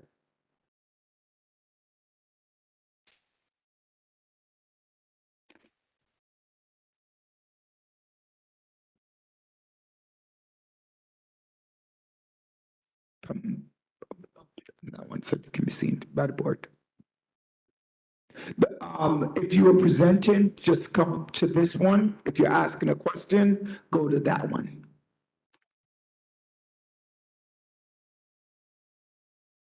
Go ahead.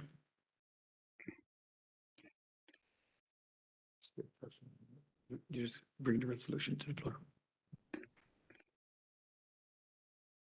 My name is Antoine Berlot. I'm the chair of the Park and Beautification Committee. I rise to move the resolution to combine the Youth and Communication Committee. Okay, please go ahead and state it. It does not need to be second because it's a resolution that was passed by the executive board. Go ahead. We're talking about the resolution. Give me 1 second.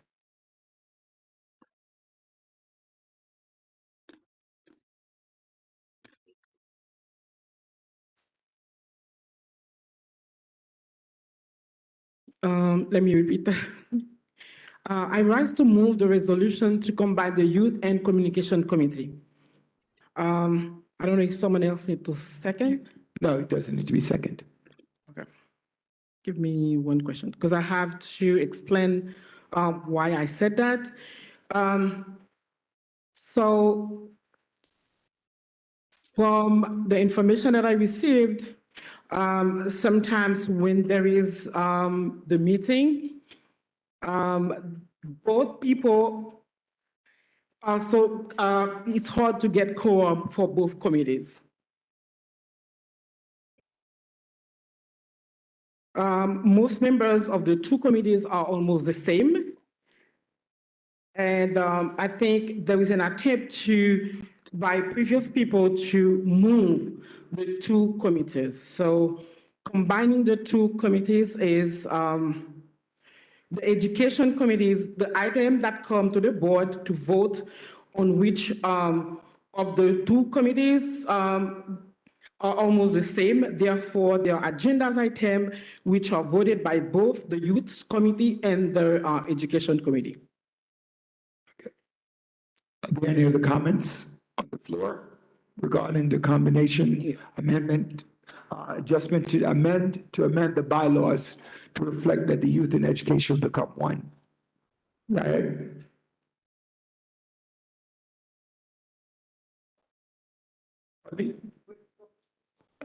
Just right there. It's fine. Make sure the mic is on. Just tap in. Hello? Yes. Okay. I do have a question regarding the amendment to the bylaws. Yes. I thought there was an established process to amend the bylaws. I believe you can amend the bylaws by voting to amend it, bring it to the floor to the general body for it to be amended. And what page of the bylaws is that on, please? I don't have the bylaws in front of me, but I could look at it. It's on the website. Pardon me? No, so the bylaws, the page on the bylaws. Yeah, Because according to the bylaws that I read, it said that there's a process, which is why previously when we had to make adjustments to the bylaws, there was a committee that was stood up, there were meetings that were had, and then, of course, it goes to the exec committee, and then it comes to the general board. And for the record, I'm Joan Alexander Bachardine.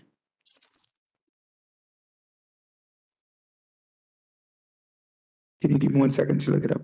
Sure. And that's my question, so I'm going to cede the floor. So this point of information.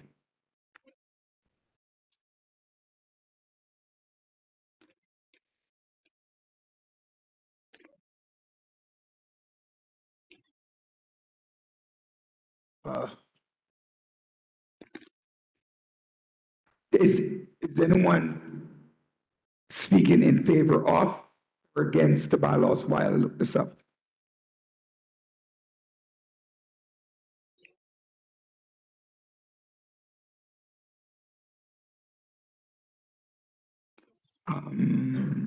Let's go.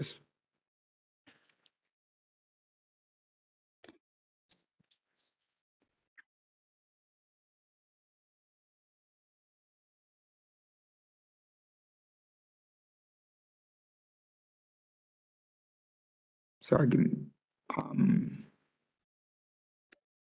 it's bylaws, voting, open voting, amendments.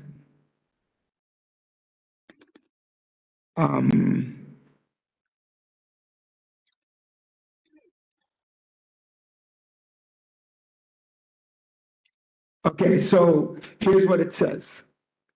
It says the following: amendments to the bylaws may be proposed by any member of the board only at a regular or special meeting or by the mayor or the borough president. However, a board member's proposed amendment must be sponsored by at least 25% of the total membership of the board in person before it can be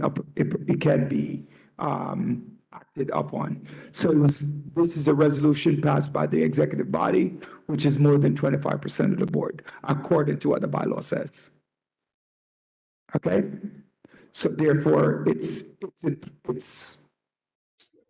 play. So are there anybody who objects to the motion to amend the bylaws to combine the youth and education? I only heard the speaker in favor of. Okay. At this point, I'm going to call the question. If there are no objections. Okay. The question is called. Can I get a motion to, can I get a vote to call the question? All in favor of calling the questions, please say aye. All opposed?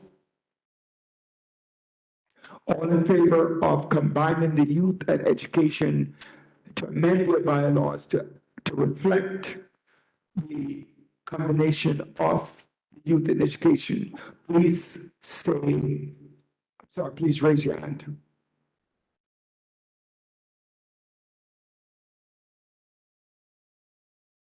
All in favor of combining youth and education, please do so by raising a hand. That was the question. All opposed? Madam Chair, Madam Secretary, you had that, the two opposed. And one abstained, so Member Bakrdine and Member Bakrdine both opposed. Are there anyone abstaining? Member Rodney Pepper Souvenir abstained. I wanted to remind me after the vote. I just had to remind everyone of one thing after we finish voting. So the motion passes, the resolution passes to amend the bylaws to reflect that youth and education is now one committee. Thank you. So I just want to remind everyone, I forgot, I said it before, but I know a couple of you didn't hear me or didn't come to the retreat. According to Borough Hall, and the true reflection of voting yes, no, is the vote. An abstention, and when you abstain, it's no longer a no vote. It goes with the whatever vote wins, the majority vote. Okay, so it's no longer, so before in the past, we knew that if 11 people voted and 4 voted yes, 5 voted no, or 5 voted yes, 3 voted no, and 3 abstained, it would not carry because the abstention and the no would be more than the yes. It's no longer, that's not it. If it's 5 yes, it carries. Yes.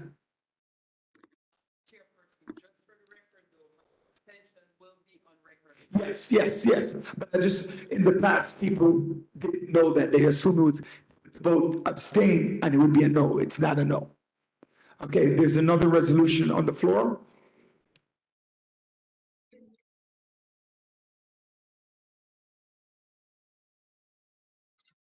Good evening. My name is Gail Grandison, and I make a resolution to join the Parks and Beautification Committee as one. Under previous chair Barrington Barrett, a number of years ago, he had combined these two committees. They've been working as one for a number of years, and just to make it official, like we did with education and youth, to amend the bylaws, we needed to pass a resolution to make this correction. Is there one willing to speak for or against? Yes. Member Bakradine.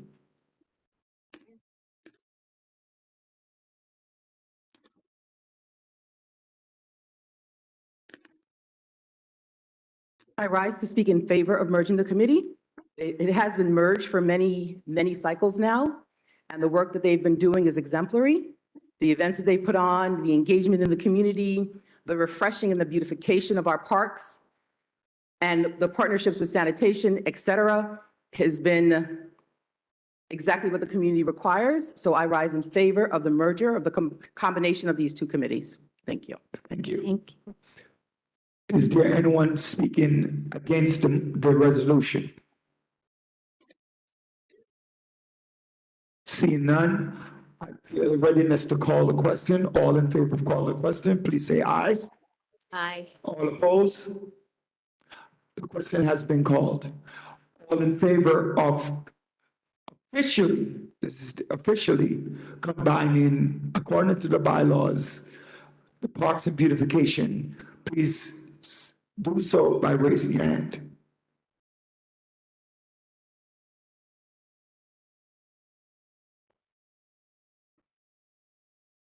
Is there any opposition?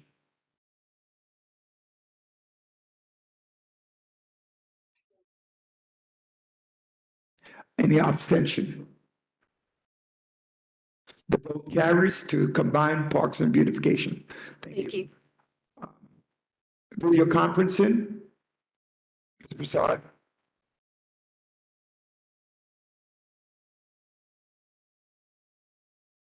I believe this resolution was sent out to the entire body. Let me see if I could actually, do you want me to pull it up, Mr. Prasad? Or do you have it in front of you? Here it is.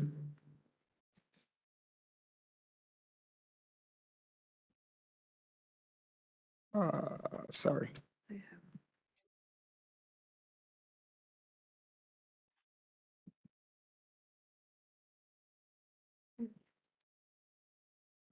There you go.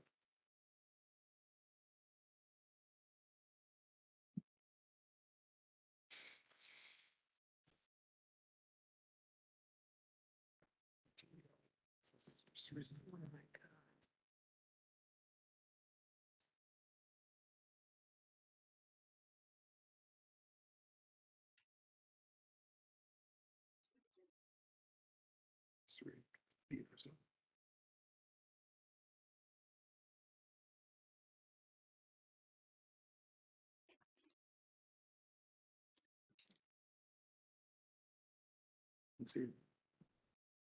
Look at something else in the capital budget. Yeah. Go to capital budget. One of the meetings. I'm not. Here. Just ask that people in person. In person. Number 11. Can you read that? Number 11. Yeah.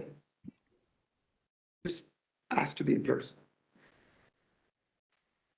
Acts to meet in person, participation requirement of POL and 103-A2, C, shall not apply during a state disaster emergency declared by the governor pursuant to Executive Law Number 28 or a local state of emergency proclamation. Can't hear you. That's it? Can't hear you. by the chief executive of the county, city, village, or town pursuant to 24 of the executive law. If the community board determines that the circumstances necessitate the emergency declaration would affect or impair the ability of the community board to hold an in-person meeting. This procedure, continue? I think I'm finished.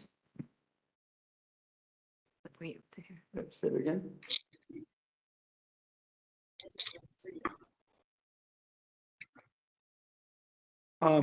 So let me just, the resolution on the floor is to, which Ms. Prasad was reading, is to make all board members be in person for the meeting. As it stands right now, I'm sorry, can you chair for me? Because I can't chair and move a motion, sorry. So I'm yielding the chair to our first vice chair so I can move the motion, which is that the video conferencing, the law provides some level of video conferences and live streaming of our board meeting. However, if all members, in order for any business to be conducted, we have to have quorum members in the room. Last month, we were not able to have any meetings. Do you want me to do? Turn around. So we can go over here. Should I go over here? Right. So all members, we were not able to conduct meeting. And as you can hear from time to time up here, we're unable, we don't know who's speaking, when they're speaking, and what happens. So the executive board voted not for all members of the board to come to the meeting instead of worrying about who is coming to know whether or not we're gonna have quorum. Hopefully I said that right. Did I get that right? Hopefully I did. Right, so that's the motion on the floor. So all members of the board must be in person. For all board meetings. Whereas the meeting is live streamed and there is a link, but that link is not for board members or people. Well, it didn't say, but presenters need to be here too in person. Except for extenuating circumstances, and you must give 4 days notice. Okay? It can't be every month there's another excuse. How can you give 4 days notice if you don't know something's gonna happen? Yes. Extend. Yes, everyone cannot be in extenuating circumstances. Okay? But Borough did use the word excuse. It is up front. Are there any questions? To me? No, I'm sorry, your chair. Are there any questions for Mr. Daly? I'm sorry, there shouldn't be questions. Anyone who's not in favor or whatever. Are you not, anyone rise in favor of this motion? But is anyone in favor of the motion? Right here. The motion is to have move that all members of the Community Board 17 must be in person for the meeting. All board members of Community Board 17. For the general board meeting. Yeah. No, I don't need a second because it was passed at the executive board. It's not a motion, it's a resolution. One more. Mr. Daly, can you repeat the motion? So the resolution on the floor is that all members of Community Board 17 must be in person at the general board meeting, right? If they were to be absent, they must give 4 days notice for that absence. Please note that quorum can only be met if you're in person. So that's the motion on the floor. So I will also argue that a person cannot give an excuse every month or every other month. Yes, Yes, you have the floor. Ms. Thomas was first. Yeah. Ms. James. Hopefully, this will bring some clarity. In order to ensure that the board's business can be conducted, we need to have a quorum. According to New York State public law, you must be in person, you must have a quorum in person. So when we have people online and people here, you're not sure whether we're going to have a quorum like last month, and so we're not able to conduct the business. And that's why it's incumbent on all of us to be present in person to be able to conduct the board's business. Thank you. And Ms. Thomas? What she said, I absolutely agree. In order for us to move the community forward, we have to be present to do the business of the community. Are there any other questions? Yes.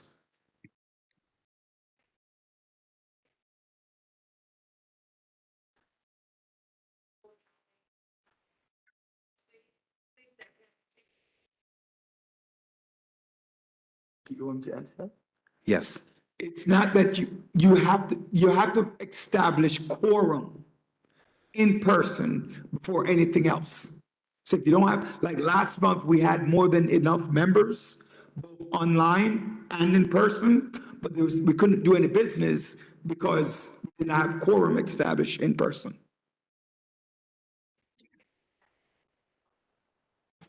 No.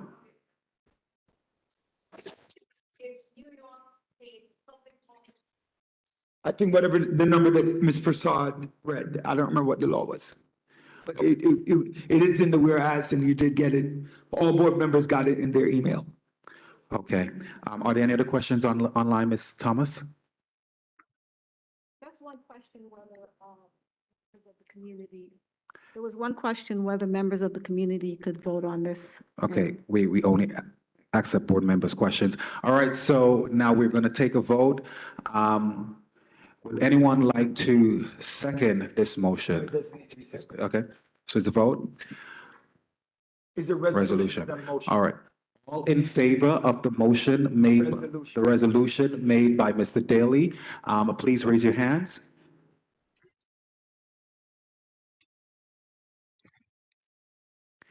All opposed?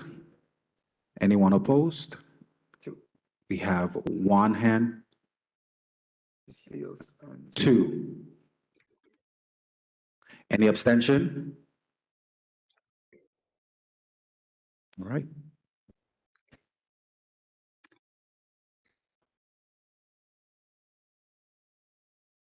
Oh, right. Yeah, I will. So for everybody, please note that there will always be a live stream either on the YouTube channel or on WebEx. Right? There will always be that for all general individuals. Right? But if you're a board member. General individuals, what does that mean? At the passage of this resolution, you have to be here for your vote to count, for you to vote, period, and for you to be more present. So you will not be more present online. All right, so the motion, the resolution carries. I yield the floor back to Mr. Daly. Madam Chair, Madam Secretary, can you go over the votes, the organizations, and all the votes that we've taken? Have you, oh yeah, let me know when you're readiness to do that. And in the meantime, I believe we have, next up, we have committee reports. Oh, I'm sorry, we have the budget, the capital expense. Let's do that. Yes, go ahead. I just used a pen to tick off and somebody took my pen away again. Somebody's doing it. My first, yes, you're fine. So members of the board, my name is Asher Cunningham. I will be making a motion to the board to allow the budget committee time to present the capital expense budget into the city system without review by the board by the end of this month. However, the Budget Committee will be presenting to you the capital expense budget via Google Docs so you can view that process. We are going to be making that motion, the Budget Committee. The Budget Committee is making this motion because we need time to put together the narratives and the need statements from the various committees. We have been meeting with the different committees, health, youth and education, and all the committees to put together their pressing issues. So far, we have the board and the community has voted for the top pressing issues within the community, and those have already come in as affordable housing, crime and public safety, and land use. Those are the most pressing issues within the community, and the pressing issues particular to each committee that the committee chairs have already identified, and their committees have been for health and human services, health facilities, that's the most pressing issue, youth and education, school and education facilities. Public safety identified general crime as the most pressing issue within our community. Core infrastructure and resiliency, they identified cleanliness and trash collection as the pressing issue. Housing development identified land use and zoning as the pressing issue. Transportation identified an other issue. Parks and culture identified facilities as the pressing issue. Actually, quality of life and parks and other facilities. We are making this motion because each committee needs time and the budget committee requires time to submit this budget. So I will be making a motion to act.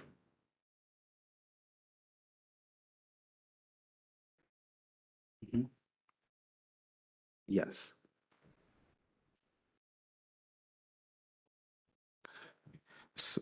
So can I state the motion and then someone? Can someone second the motion? Can you, I'm sorry, before you second it, can you restate the motion, please? You have to make the motion, Mr. Daly. You have to.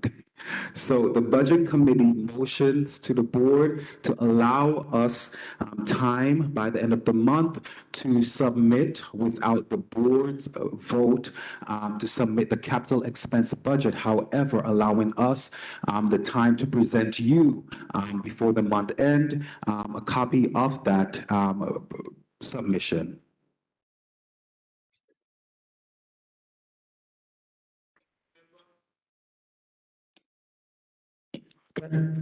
Any debate on the motion? So the motion on the floor is for to give the budget committee the ability to submit the budget, discretionary budget piece as they get the information in on their own without us voting at the general board. That is the motion on the floor. For people to understand. Anybody want to speak in favor or against, please step forward.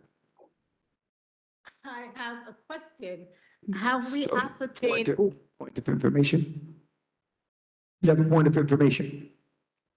I'm not going to make a conclusion, I'm just asking. Okay. Have we obtained any advice from council, whether that's permissible? Because what I hear you say is that a budget is going to be submitted that the board hasn't approved. And I've never seen a circumstance where a budget can be submitted without board approval, just never, ever. So I would just want to make sure that that's in keeping with New York State law, that's all. So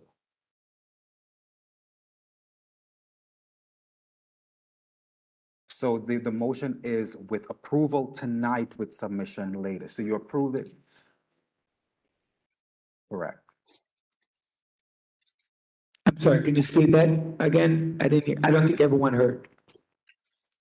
The committee is asking for the board to approve tonight for us to submit it later, the budget later. You're approving the budget committee to submit the capital expense at the date it is supposed to be submitted, which is October. So you're asking for an extension? Yes. Yes, okay, all right.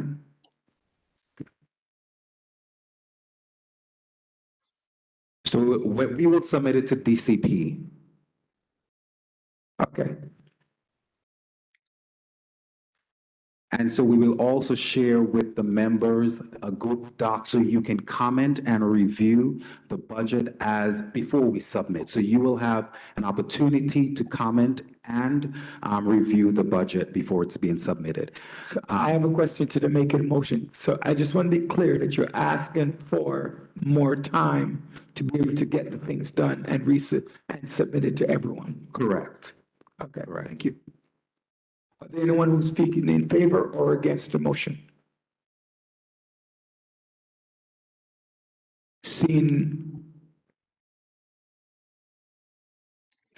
no hands? Yes.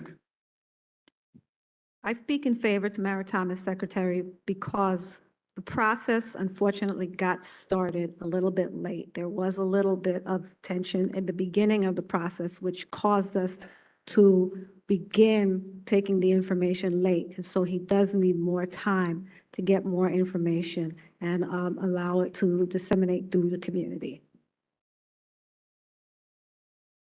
Okay, thank you. Anyone speaking in opposition? Hearing no one? No hands? Okay. Do I get it? I make to call the question. I don't know why I'm running out of words tonight. All in favor of calling the question, please say aye. All opposed? All in favor of the motion on the floor, which is to grant time for the budget committee to submit later to the general board and the organization, I forgot the name of it. BCP, the budget. I, from Community Board 7, please do so by raising your hand.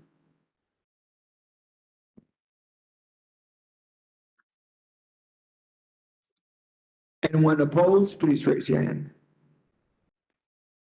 We have one of opposition, please, Ms. Secretary Thomas. That's Ms. James. Anyone who abstain? Abstain. Okay. Motion carries. Okay, so the next part is the committee report. I do want every chair to come up, at least say hi. But if you don't have anything to say, please don't make it up. Right? And also, if you do have something to say, please cut it short. It's now 9:30. All right, so if you don't have anything to say, make sure that people know who you are. If you do have something to say, cut it in half and then some. Please also make sure to include the time and date of your meeting, of your next meeting. All right, so with that being said, hospitality.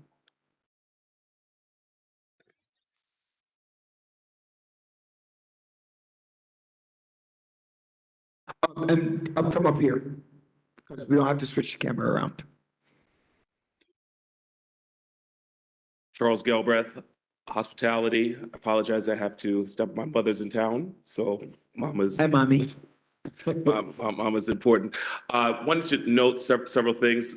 We are a continued standing committee, and so if anyone's interested, some have already spoken to me who are interested in connecting with the hospitality committee to be able to share with those who are experiencing loss, to enter into member care, but also to do any special planning. Please see me or connect with me. I'll be interested in working with you. We are looking for a collaboration in several activities. One, it's not just interfaith, but also those of faith and of no faith. We will be looking in November towards gathering together for a time of reflection and Thanksgiving with sharing together. That will be located at Alliance Tabernacle on the 23rd of November. Say that again. On the 23rd of November, that's the Wednesday before Thanksgiving. It's a continual interfaith gathering of all of the houses of worship in East Flatbush neighborhoods. We'll be coming together as well as a community board, hospitality chair, myself, to invite to a time of gathering. Location? 3304 Clarendon Road, Brooklyn, New York. Time? At 7 p.m. November 23rd. Can you ensure that the district manager has that so she can send out to the board? We will. Additionally, we're still doing some planning, and so if you have any suggestions for the holiday season of all the different holidays gatherings, please reach out to us as well if those would be interested with regards to holiday gathering. Thank you so very much. Thank you. Honored to serve. Budget Committee, I yield my time. who are you, sir? Asher Cunningham, Chair of the Budget Committee. I yield my time. Thank you. Commerce? Good evening. Next up is Youth and Education, so please try to make your way up after. Good evening, June Prasad, Chair of Commerce Committee. The Commerce Committee meet on the third Tuesday of every month at 7:30. It's a virtual meeting. I'm recruiting anyone who would love to join our meeting. Thank you and have a pleasant evening. Safe trip home. Thank you. After Youth and Education is Housing. Good evening. My name is Gail Grandison, Chair of Education and Youth. Our meeting was on October 12th of this month, and we had a really great discussion with Councilwoman Furs Lewis Representative Daniel about a lot of the youth policies and issues in the community. We talked about our events, which we're going to have coming up. The spelling bee, we decided that to be equitable to members in our community, that we're going to do it during the winter recess.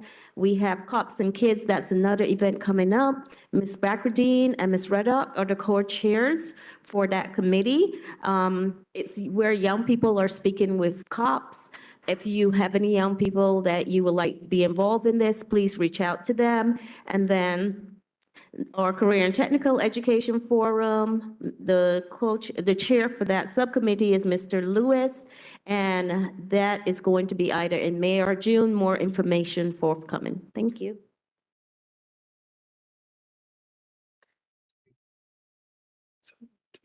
Thank you, Madam Chair.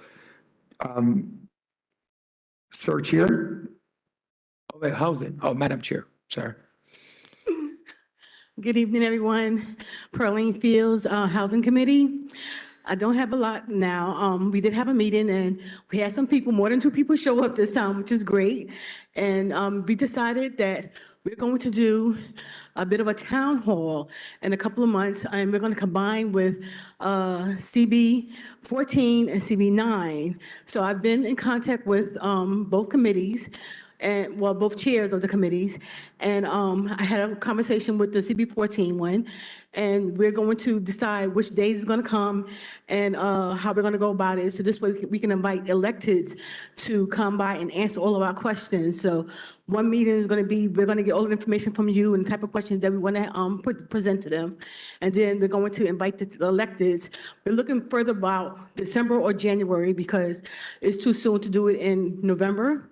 But we're going to put all of that together and have a town hall where everyone will be able to get their voices heard by our local officials and make them accountable to us because of all of the things going in our neighborhood, like the affordable housing not being affordable, et cetera. So just look out for the information and we'll be keeping you posted as to when it's going to actually happen. Thank you. Sir Chair, Land Use. Parks and Beautifications next, followed by Public Safety. Good evening, everyone. My name is Kwame Afray. I chair the Land Use Committee. Our meetings are on the first Thursdays at 7:30. Our next meeting is on November 3rd at 7:30.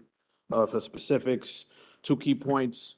We're starting, or we're in the discussion conceptually to start a legacy series of informative and actionable events geared around land use, of course. But the purpose of these actual events is to bring informative information and actionable information to our seniors and anybody who needs access to legacy items. Items such as will and trust formalization, financial advisory advice as far as structuring your finances and getting your documents in order for the end of your, for the untimely end. Yes. For the untimely end. Outside of that, there was a representative from Farrell Lewis's office, and his name is Daniel. He did give us a community update. We will have further community updates regarding the Shirley Chisholm Museum that's coming on the Nostrand Playground. So if you want to find out about that, tap in with us. again, and we also have a WhatsApp group for active members. Thank you. The African burial ground component, that's tomorrow. So please, I don't know if you got that email on that. for I didn't get tomorrow. that. So please make sure you reach out to Ms. Frazier All right. tomorrow afternoon as part of land use. All right. All right, And thank you. also for Ms. Burlott. The African burial ground, Ms. I think I sent it to you. Go ahead, Chair Antoine. Hi, my name is Bella Tatwan, Chair who's of next? Park and Beautification Committee. We love kids, though Santa will be coming definitely on December 16 at our tree lighting ceremony. The time has changed. Instead of 9 p.m., we have to end at 8 because of park permit restriction. So bring the kids at 5 p.m. at Pedegate Park. This is where we have the tree lighting ceremony and gift for the kids. And also the people who volunteer to help out to give the flyers and the letters to the churches. I will let you know on the 16th. November, what day, what month? December 16 at 5 p.m. for the kids, and the people helping us should come at 4 because by 8 we need to give the parks its the permit requirement. The second thing, the people who volunteer to assist me, please let's get together on November 4th at 7:30 for our next meeting, because some people said that they will be giving away the flyers and the letters to request donation. Please come to the meeting so we can talk about it. We have a next project coming that will be further down for a concert for spring 2023. We start working on that. So if you are interested in working with me, also come to our meeting on November 4th so we can talk further about it. Thank you. Thank you. Public Safety, Ms. Welch. Chair Welch.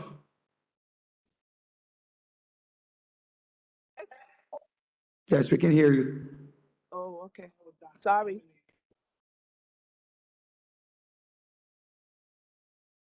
Are you making a comment? Yes, here. Ms. Welch, No. please state when your next meeting is.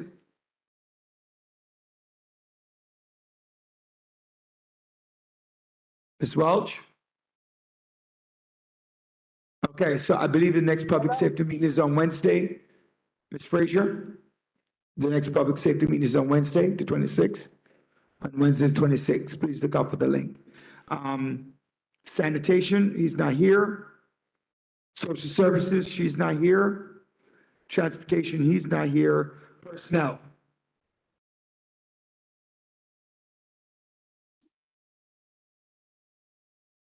Good evening, everybody.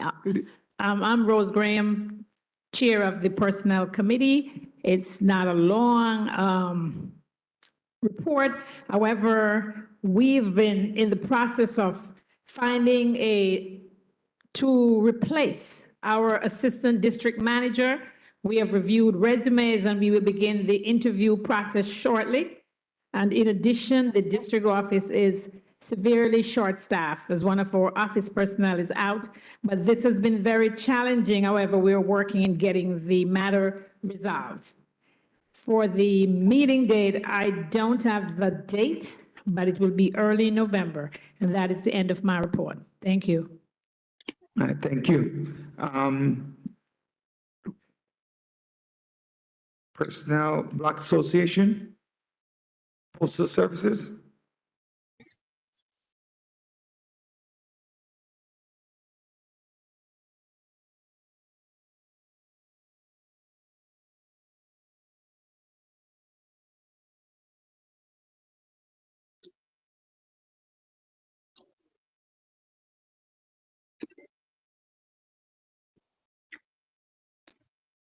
Hello, Board 17.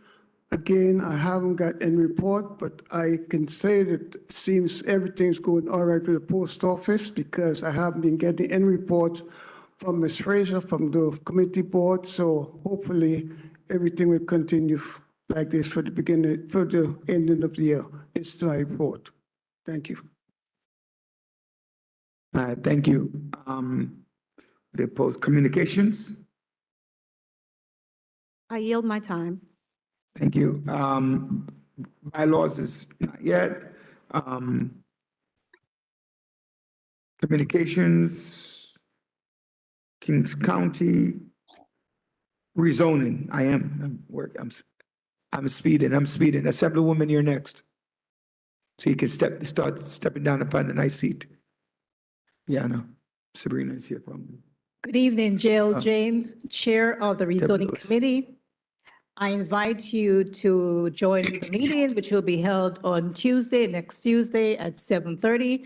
We have a guest speaker who will speak about affordable housing. So we get to ask him what are the issues, how does it work? So please come out next Tuesday. In addition to that, we have a tool to help stop unplanned development. There are many blocks in our community where there are restrictions on the deed, where you cannot build in excess of a two-family house. So if you see any development going on, speak to your neighbors, speak to the persons on the block, and ask them to check downtown to see whether or not the developer can legally build on that property. Thank you. All right, thank you. I didn't miss any committees, right? We're good.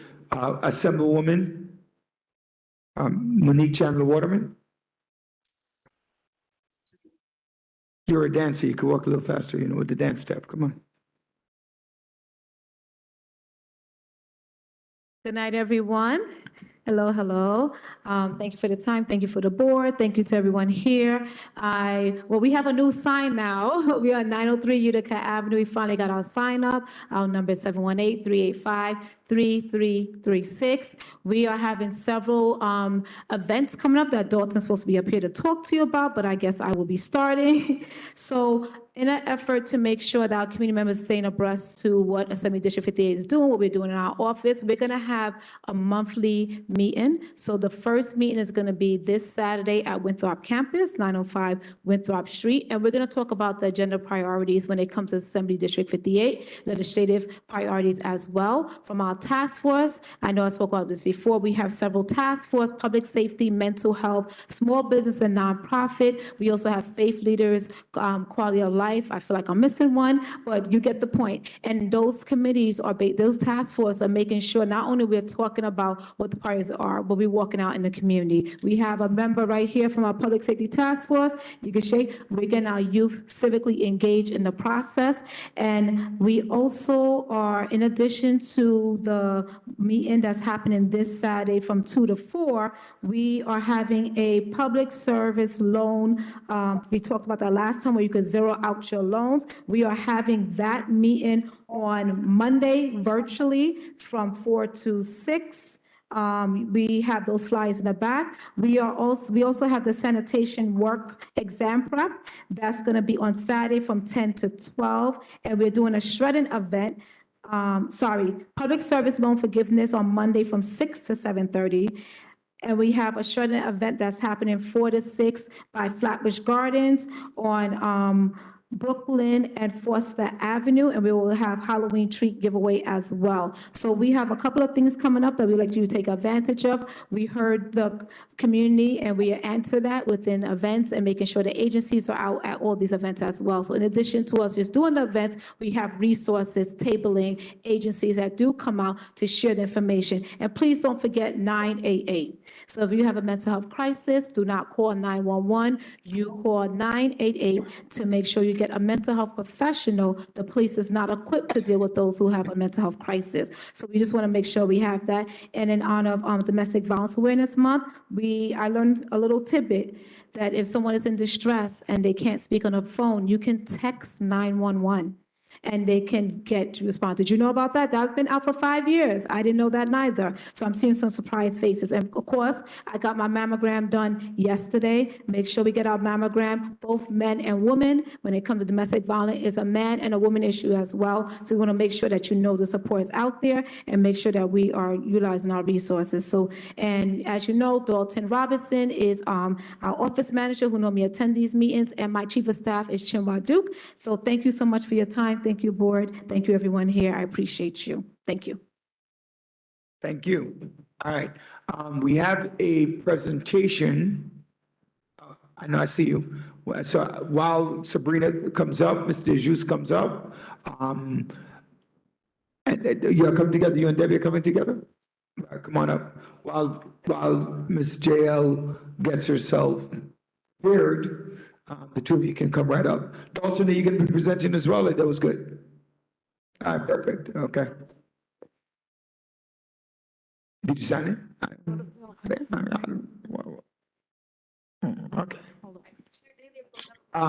Just use that one. Just Which way should I position my body? right here. Can we, yeah. Ms. Thomas, can you switch the thing to the front mic, front camera? That's the Metro one, so they can see her. Yeah, that one. Okay.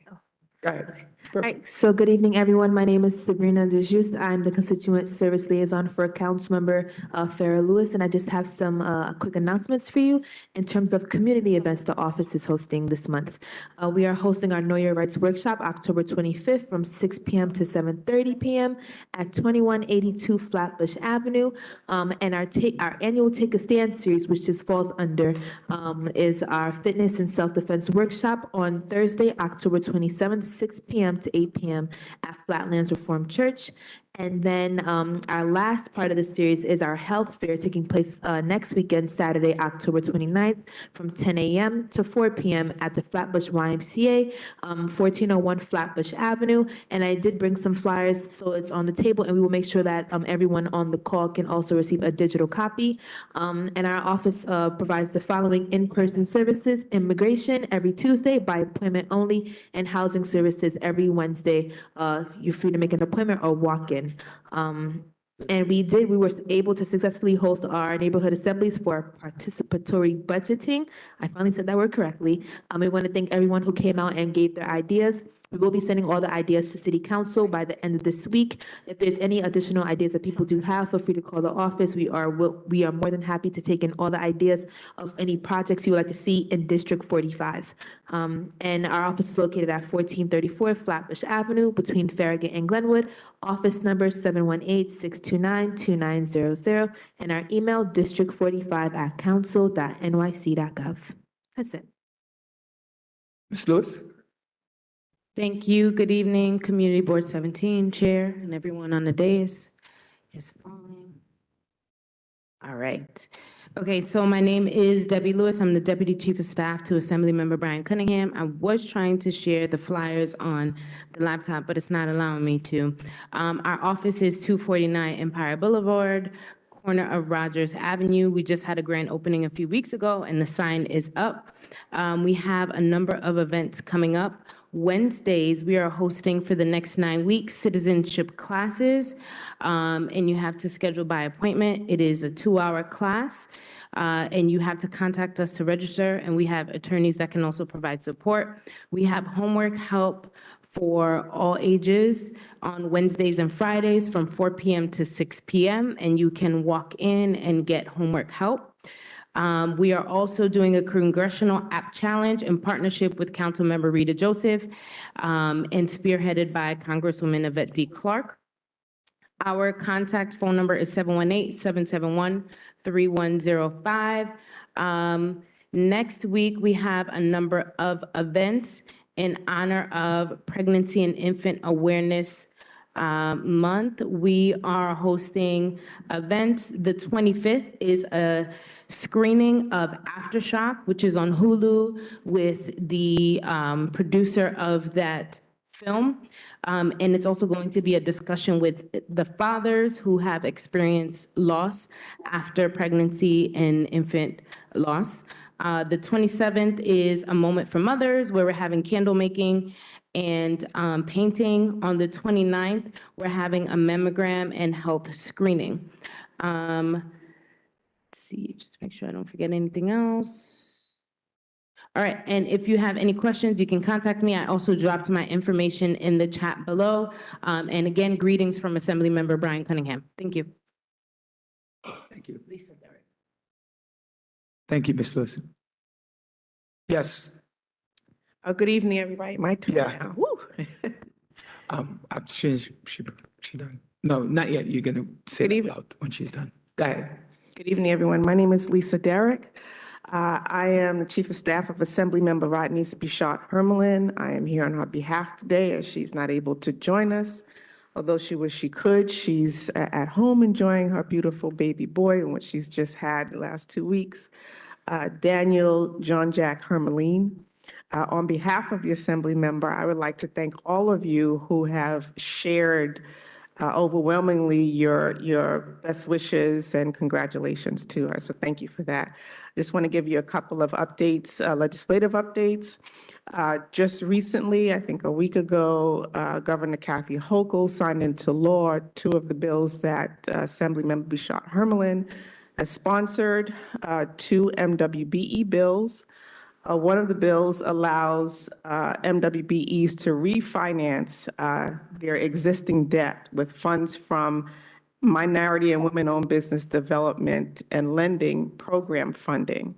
So this is going to make it a little bit easier for them to have access to be able to get their debt down, because it's very challenging to find funding when in need.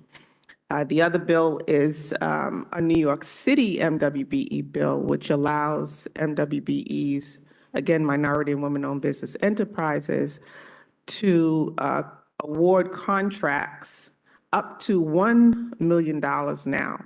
That's from $500,000. So we've doubled that amount, giving them a broader span to allow them to award contracts without competitive bidding, and this is very helpful for MWBEs. A bill that she has recently introduced, which is known as Mickey's Law. Some of you may know that she's a strong advocate for maternal health equity. So this new bill that she's introduced will require healthcare facilities to provide emergency treatment to mothers who have experienced non-viable pregnancies, and to be able to take care of them and treat them right away. There have been cases where mothers have had to carry their deceased fetuses longer than anticipated. And as you know, this could be something that is traumatic to mothers going through this experience. Lastly, I just wanted to share that we are sponsoring an event tomorrow. There are flyers in the back in recognition of Domestic Violence Awareness Month. We're having a domestic violence awareness workshop. The angle would be healing through art. So we're going to have a facilitator working with all of the attendees there. So if anyone is interested, if you know anyone who's interested who can take advantage of this program, please do share with them. We're still allowing people to register. Our office is at 1312 Flatbush Avenue. The number is 718-940-0428. Thank you for allowing me to speak, and nice meeting you all, new board members. I haven't been here in a long while, so it's good to be back. Take care. Have a good day. It is good to be back. Thank you, Ms. Dirk. Can we have the votes? The mic.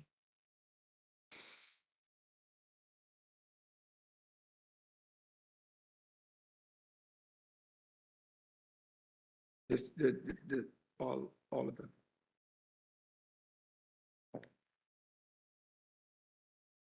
Good evening, everyone. My name is Judith Destin. I'm representing Eric Gonzalez's office, our district attorney. I'm just saying hello and saying I'm back. Welcome back. And thank you all. And I just wanted to say, if you need anything, you can call me at 718-250-2580 or email me at destinj@brooklynda.org. That's destinj@brooklynda.org. And I have some flyers in the back from my office. And please do check them out. Thank you all, and have a good night. Thank you. Welcome back. How are the kids? Guy with the votes? Okay. Go ahead, sir. When she's finished. Go ahead. Okay. For Cafe Zane, we have 17 yes, 3 no's, 3 abstentions.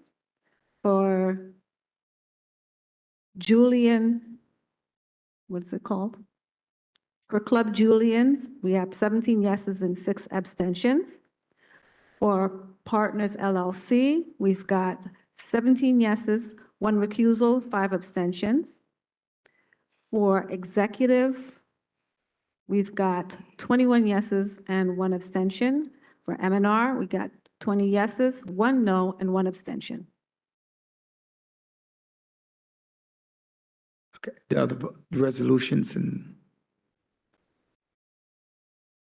Okay, that's fine, but they passed, I think you only had one extension. Yeah, okay. That is fine. That, our presentation? Yeah, if it weren't the fact that our communities are losing hundreds of millions of dollars, I would have deferred this very short presentation. But it's about just simply, if you remember anything I said tonight, it's do the math. When is it best to collect Social Security? There's a fallacy. There's a fallacy that if I wait, I will get more, and that's not supported by the facts. For those who don't know, my name is J.L. James. I'm a certified public accountant. The math is very simple. It's just basic arithmetic. I was talking to a retiree last night, She's an accountant. She has a master's degree in finance, over 35 years of experience. She was handling a portfolio of over $250 million. Very frugal. During the conversation, I realized that she had not even applied for Social Security. So I raised this issue to show that many of us don't know, right, that we are losing money when you do not apply for Social Security as early as you can. I know the one person who is still working at 72 years old, because when I asked her and I suggested to her that she apply at 62, she did not. And as a consequence, she lost $87,264,000 that she was eligible for. The government was able to keep it, and I explain why. We need to plan for retirement even ahead of time. It's not something we should do at the last minute. Some just factors in collecting Social Security. The minimum age is 52. The full retirement age depends on your age. So if you're born after 1960, the full retirement benefit is 67. You can get, you pay no taxes on your Social Security. Benefits up to $25,000 if you're single, $32,000 if married. There is an issue though, if you're still working, there is a reduction in the benefit, but I'm not going to address that tonight. You also need to consider your life expectancy, okay? If you go to the Social Security's website, it doesn't tell you, but it implies that you should consider delaying your benefits for your full retirement up to the age 70. Black men in our community, their life expectancy is 71 years old. So can you imagine somebody saying, I'm going to defer collecting Social Security until I'm 70, and then they die at 71 with no spouse, the government gets to keep all that money. So that's why it's implicit there to fool, I want to use fool us, but somebody who's not thinking very carefully will say, I'm going to wait until I'm 70 years old because I get more. You die in the next 2 years, the government has kept most of your Social Security benefits. Here I was just presenting what the life expectancies are for the very Black females, 78.5, Black males, 71.9. So very simply, before you reach 62, evaluate, start making a decision as soon as possible, because that will help you to make an informed decision. Now, what happens is that if you take your Social Security benefit at 62, you will get a reduced amount. And if you're born in 1960 or after, the amount that you lose is 30%. That sounds very drastic, right? But when I show you the math shortly, you will see the consequence of not taking it at 62. If you're born before 1960, the reduction is 25%. So let's just a very simple example. I should be done in 3 minutes. Let's say somebody was born in 1960, January 1st, and they were entitled to a benefit of $1,000 a month, okay? If they choose to collect their Social Security when they turn 62, they will suffer, I use the word suffer because that's a word, a 30% loss, right? So that comes down to $700 versus waiting until they reach 67 to collect $1,000. But here's what happens, right? So we're going to calculate the benefit. By waiting those 5 years, right, from 2022, 23, 24, 25, 26, right, and to 27, they would have collected $50,400, right? $50,400. By waiting until they're 67, by the end of 67, they would have only gotten the 1,000 times 12, which is the 12,000. So far, so good. Is that okay? Very simple math here. So, okay, let's go further, right? So 862, 867. If they take it at 62, by the end of 2031, which is 10 years later, they would have collected $84,000 in benefits compared to somebody who waited until they were 67 and they would have only collected $60,000, right? So you're still behind 10 years later. It takes until 2037, right? 16 years later for you to catch up, having not taken the benefits at 62 years old. So you would have to be sure that you live until 77. I'm sure many of us know people who have not lived until the age of 77. So by delaying it until you're 67, by delaying taking the benefits until you're 67, you would have to live until 10 years more to be able to catch up from the income that you've lost. The loss of income affects the quality of life. You can imagine what better healthcare you would have, family relations would be better, travel, pampering yourself. There's so many things that we could do with that money. And if you just spread that over the community, we'll find that that loss comes up to something like $210 million, right? If 5,000 retirees in our community fail to take it at 62,000, at the age of 62, our community has lost $210 million. So all I'm simply saying to you here is don't listen to anybody, okay? Because not everybody has this information. Do the math yourself. Do the calculation and see when it's best for you to collect Social Security. Thank you very much.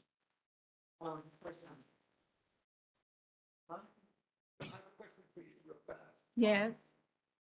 If you're collecting a pension, how does that affect your Social Security? A pension versus a salary? That's a good question. I'm not going to, okay. If it's a pension, very likely it wouldn't affect it because I think it's earned. I'm not a specialist. I'm not talking about Social Security here. I'm talking about from a financial planner. I'm a CPA. That's what I do.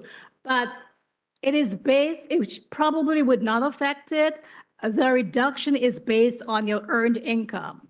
So yes, if you're earning a salary, right, from working, self-employment or salary, it will reduce your Social Security benefits, but I have not seen where a retirement benefit would reduce your Social Security benefit. So again, this example does not factor in the further loss you would have for working. It's based strictly on whether or not you take it with no other source of earned income.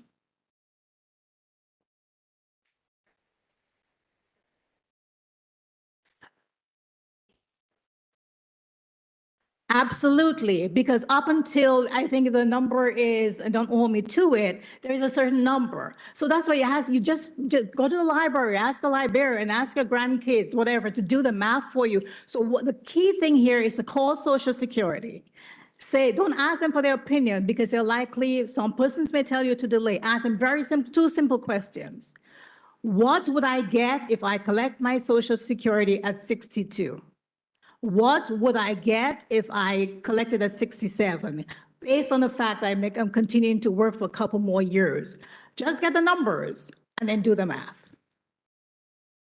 Thank you so much. Okay. So basically what you're saying is I'm losing $107,000. Yeah, you know what I'm saying? One question, bear in mind, if you have young kids, they will get it. Or if you have a spouse, if you're not married, and you have no young children, who gets the money? No, the government. But also if you're married it's also if you wait, both of you the same age, factors in too, because they will also lose that money as well. Thank you so much. Quickly, community report.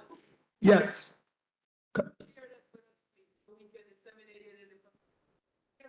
Your report. How would you want to chair Email. it? All right, awesome. Community session, any special report, board member? Any new business, whole business, no business? All right, can I get a motion to adjourn? Chair Graham, second. All in favor?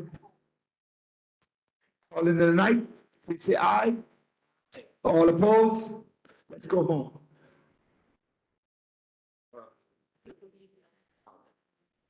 All right, 10 o'clock. Mr. Daly, please go there and accept questions from the community.